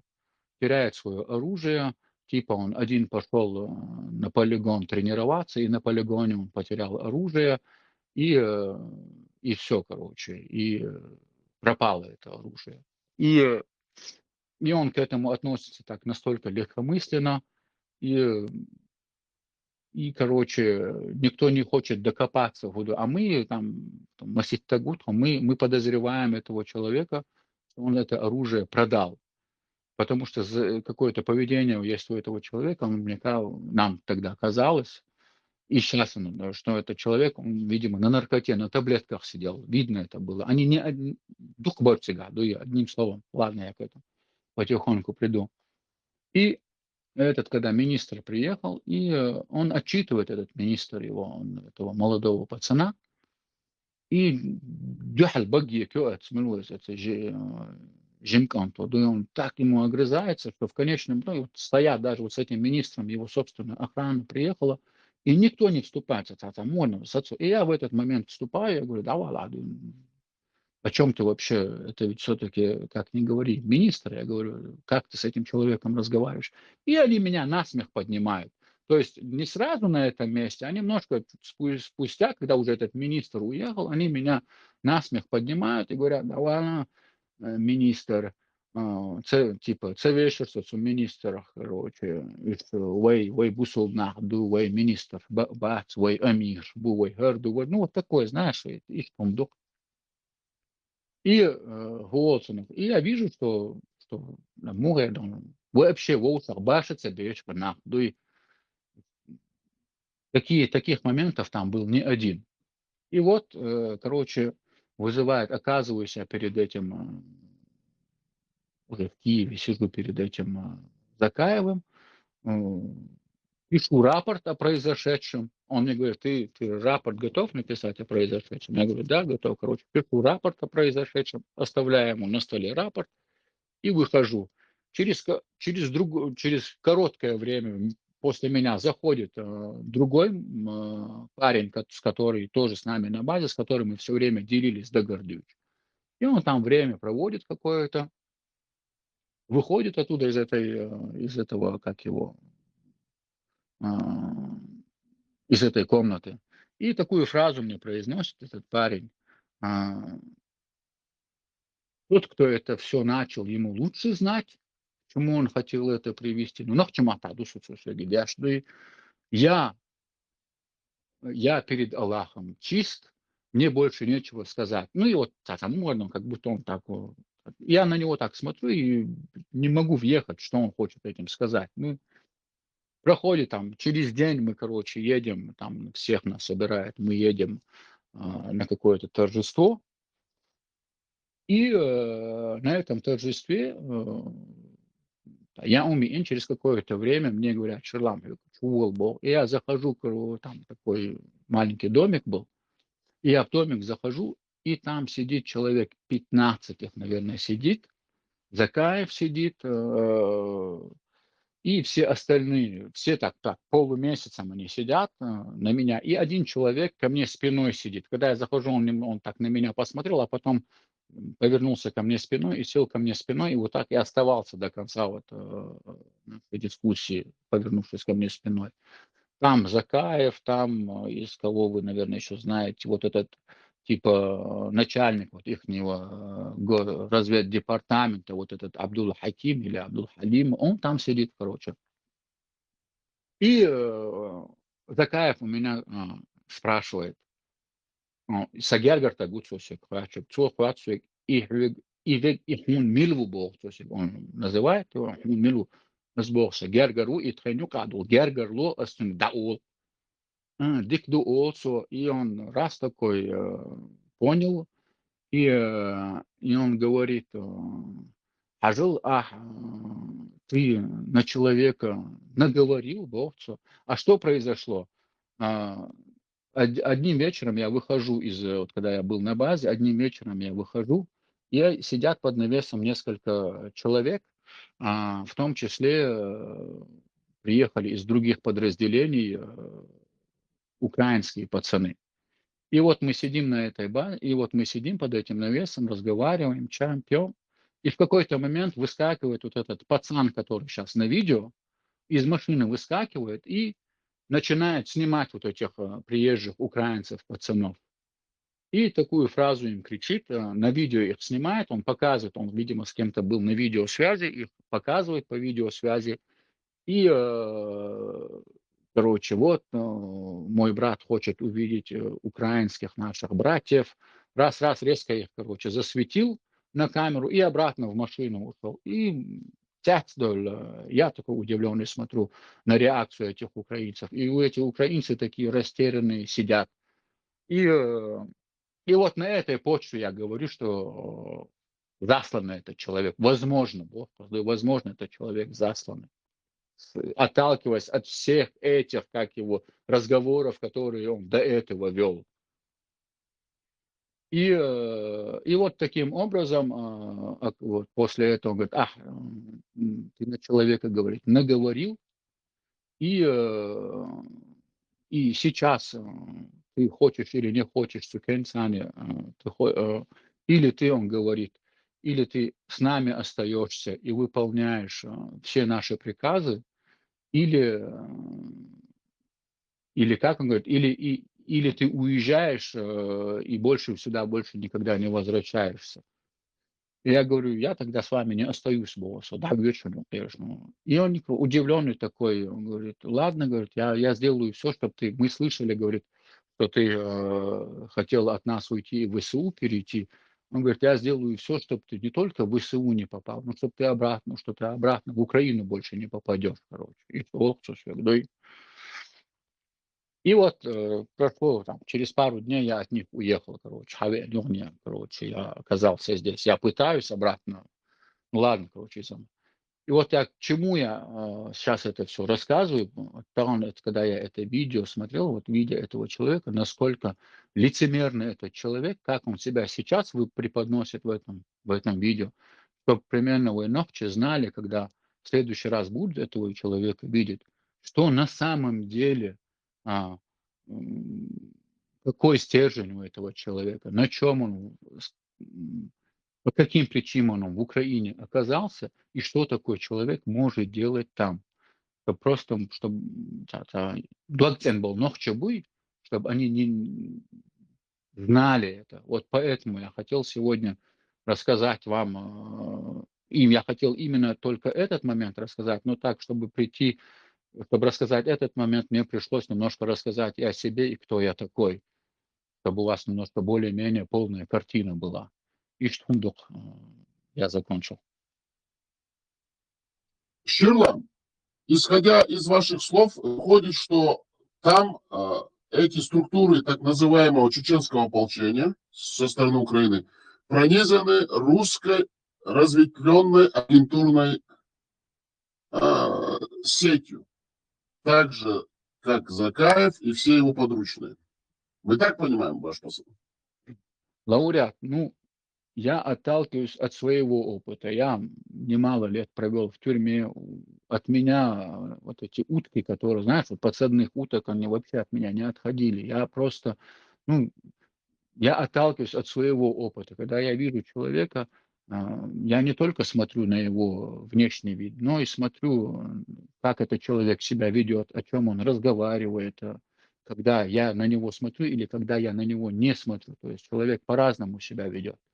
И вот по моему, вот из всего, что вот я вижу, что там происходит, вот именно касаемо этого человека, и был еще один человек, который вот именно действительно так мне нож в спину воткнул, который вот свидетельствовал против меня, хотя, сидя со мной а, наедине, когда мы друг другу вот откровенничали, этот человек, он сам мне то же самое говорил, сам. А когда оказался перед лицом к лицу к Закаевым, он полностью переобулся, я даже не знаю как. Я просто он тоже фигурирует на другом видео. Не на этом видео, на другом видео этот человек фигурирует. Тоже со странной историей. Касаемо этого человека, странную историю, я имя его не буду говорить. Он мне один кон рассказывает, сидим мы, и откровенничаем, он мне рассказывает, что он в 2007 году попал в плен. И оказался в плену не у кого-либо, а у самого, как его, Кадырова. Оказался в плену у Кадырова и несколько месяцев провел в подвале у Кадырова. по обвинению на покушение на него, на Кадырова. То есть. И в конечном итоге его освобождают, кто-то за него, говорит, за меня походатайствовали, и меня освободили, мне дали уйти. И в этот момент он мне называет человека, который за него ходатайствовал. Имя и фамилия точно такие же, как у человека, который приходил меня вербовать. Просто это... знаешь, я в такие совпадения, лауреат, не верю. Просто не верю. И когда человек этот, когда я оказался там первый раз, когда мы первый раз наши взгляды друг друга мы увидели, он так на меня посмотрел, и у меня мысль в голове тогда пробежала: этот человек меня знает. Хотя я знаю, что я этого человека никогда не видел. Это что хочу, это только могут быть и мои только подозрения. Ну, я отталкиваюсь из личного опыта. Вот так бы. Хорошо. Шерлам, было очень интересно, достаточно емко, развернуто вы отвечали, а также донесли все, что вы хотели до нас. Для нас больше как бы не представляет интереса продолжать это интервью, потому что вы все четко все расклали, разложили. Если хотите, можете что-то добавить. Вот мы как бы, редакция, администрация канала говорит вам, что у нас больше к вам вопросов именно по интервью, по существу нету. У вас есть что-нибудь еще добавить? Не, лауреат, я, в принципе, все сказал. Все. Огромное спасибо, Шерлам, за то, что вы донесли до широкой общественности все, что с вами и также с другими чеченскими парнями, повстанцами, ополченцами произошло. Это будет хорошим уроком, примером, и это будет полезно для нашей истории, чтобы такие же молодые люди, как вы, не были оболванены, завербованы, подставлены всеми теми разветвленными агентурными сетями, агентами Российской Федерации в любой форме, какой бы они ни были, религиозной, национально-патриотической, светской, пророссийской, подружской. Дорогие чеченцы, молодые ребята, парни, девушки, не верьте этим религиозным проповедникам, этим мулам. Не верьте тем людям, которые сейчас выступают от имени чеченского народа. Это все люди, прошедшие подготовку с российскими спецслужбами. У них очень тесные контакты. Они работают на эти российские спецслужбы и со стороны Украины, и со стороны Российской Федерации, а также те муллы и те так называемые национально-патриотические движения, а также религиозные движения исламского толка, которые находятся в странах Запада, прикрываясь национальной идеей чеченской нации, в борьбе за независимость, это все люди, работающие на российские, русские спецслужбы. Все эти имамы, все эти муллы, все эти бойцы, генералы, все это работает на Российскую Федерацию для того, чтобы очернить, подставить и выставить чеченскую нацию в неприглядном свете в глазах мировой общественности, в частности западных стран. И они занимаются тем, что работают в выгодной для России ситуации, чтобы выставлять чеченцев в глазах мировой общественности каких-то религиозных фанатиков, которые только стремятся, чтобы воевать за какие-то исламские ценности, устанавливать шариат по всему миру и противопоставлять нас, чеченцев, рядовых чеченцев, цивилизованным западным странам. Для этого и было сделано это интервью. Шерлам, если у вас что-нибудь еще добавить, и мы закончим наше сегодняшнее интервью. Не, лауреат, пока у меня нечего добавить. На этом мы заканчиваем наше интервью. Шерлам, мы вам выражаем огромную благодарность. Пускай у вас в жизни все будет хорошо. Берегите себя. Будьте полезны для себя, для своих близких. Мы вам очень признательны и благодарны за то доверие, которое вы нам оказали. Огромная вам благодарность. А по-чеченски мы прощаемся с нашими слушателями. Шуна Масарна Марков, Эрис Масарна Ширлам, дал Эхтубайл, дал Эхберт Квел, дал Алф, дал Ардахар, Эхтон Схулитил, Хайчурчан, Пейдавуш, Зина Зумелар Вольху, дал Алф Вольху. Ахдиник Докул Дон Хона, Дел Реза Хулюль, Мадар Ишадек Дицер, Кёртник Вой, Саналицани, Нисванцани, Шамадар Дицер, ويقام كل هرداخر وكيجي نهيونيا وتيلا شك سكر شتر وقام يوا كلسا قواسيتر وأز غاسقش ديشكي بر حق أربو ليش بول هر بالنش بوبوشة هر يا أميش بوبوشة هر بوسالدين ليلوش بوبوشة يونيا وينوفشي قام كركرة يوش خلق ديتر أوت أوكراني ديا سيا تشوتسا كيسيتر سيري سند تشوتسا كيسيتر وقام سمدا قرحة بو ألينا نوفشي لدو هارش شاش عودل تخيتش شاش كيلو تخيتش إنا عدا بيتي شاي عدا خرطاد عارش هاي قومن بيدادوش شاي دوامي شاي سيماش بيدادوش شاي قومي دوغلوش حق بچالخ سانيش نكسش وحدا يحكن دي حق западный يبوش بچاش بيدادوش цер низман мютадош цер гахалцехулш خز амшвик дюшвик дешадеш ташин цан аур Sakормtalosh, Sabolnik Darush, Wekon, Doglush, Takoman, Pedadosh, Kritar, Bokona Degadash, Novchu, Samdola, Aldol Makalash, Ishtaway, Lozadim, Tilakirchin, Hardini Melda, Dejan, Liostarway. Sada Sanimet, Dar Ishosh, Ya Arinsa, Wetsemasor, Yurin, Harna Halbon, Hermajwashin, Her Chami Belson, Doyson, Hermajwashin, Her Galish Dichison, Her Waynovchikam, Sisas Dosh, Masuar, Wetzelotich, Bokolina, Yodolasho, Pietasho. Петом ждах кэршу бош, ишт беш бол гор, дал тяха берт кэршу, масыре, марш аль, ади кэршу.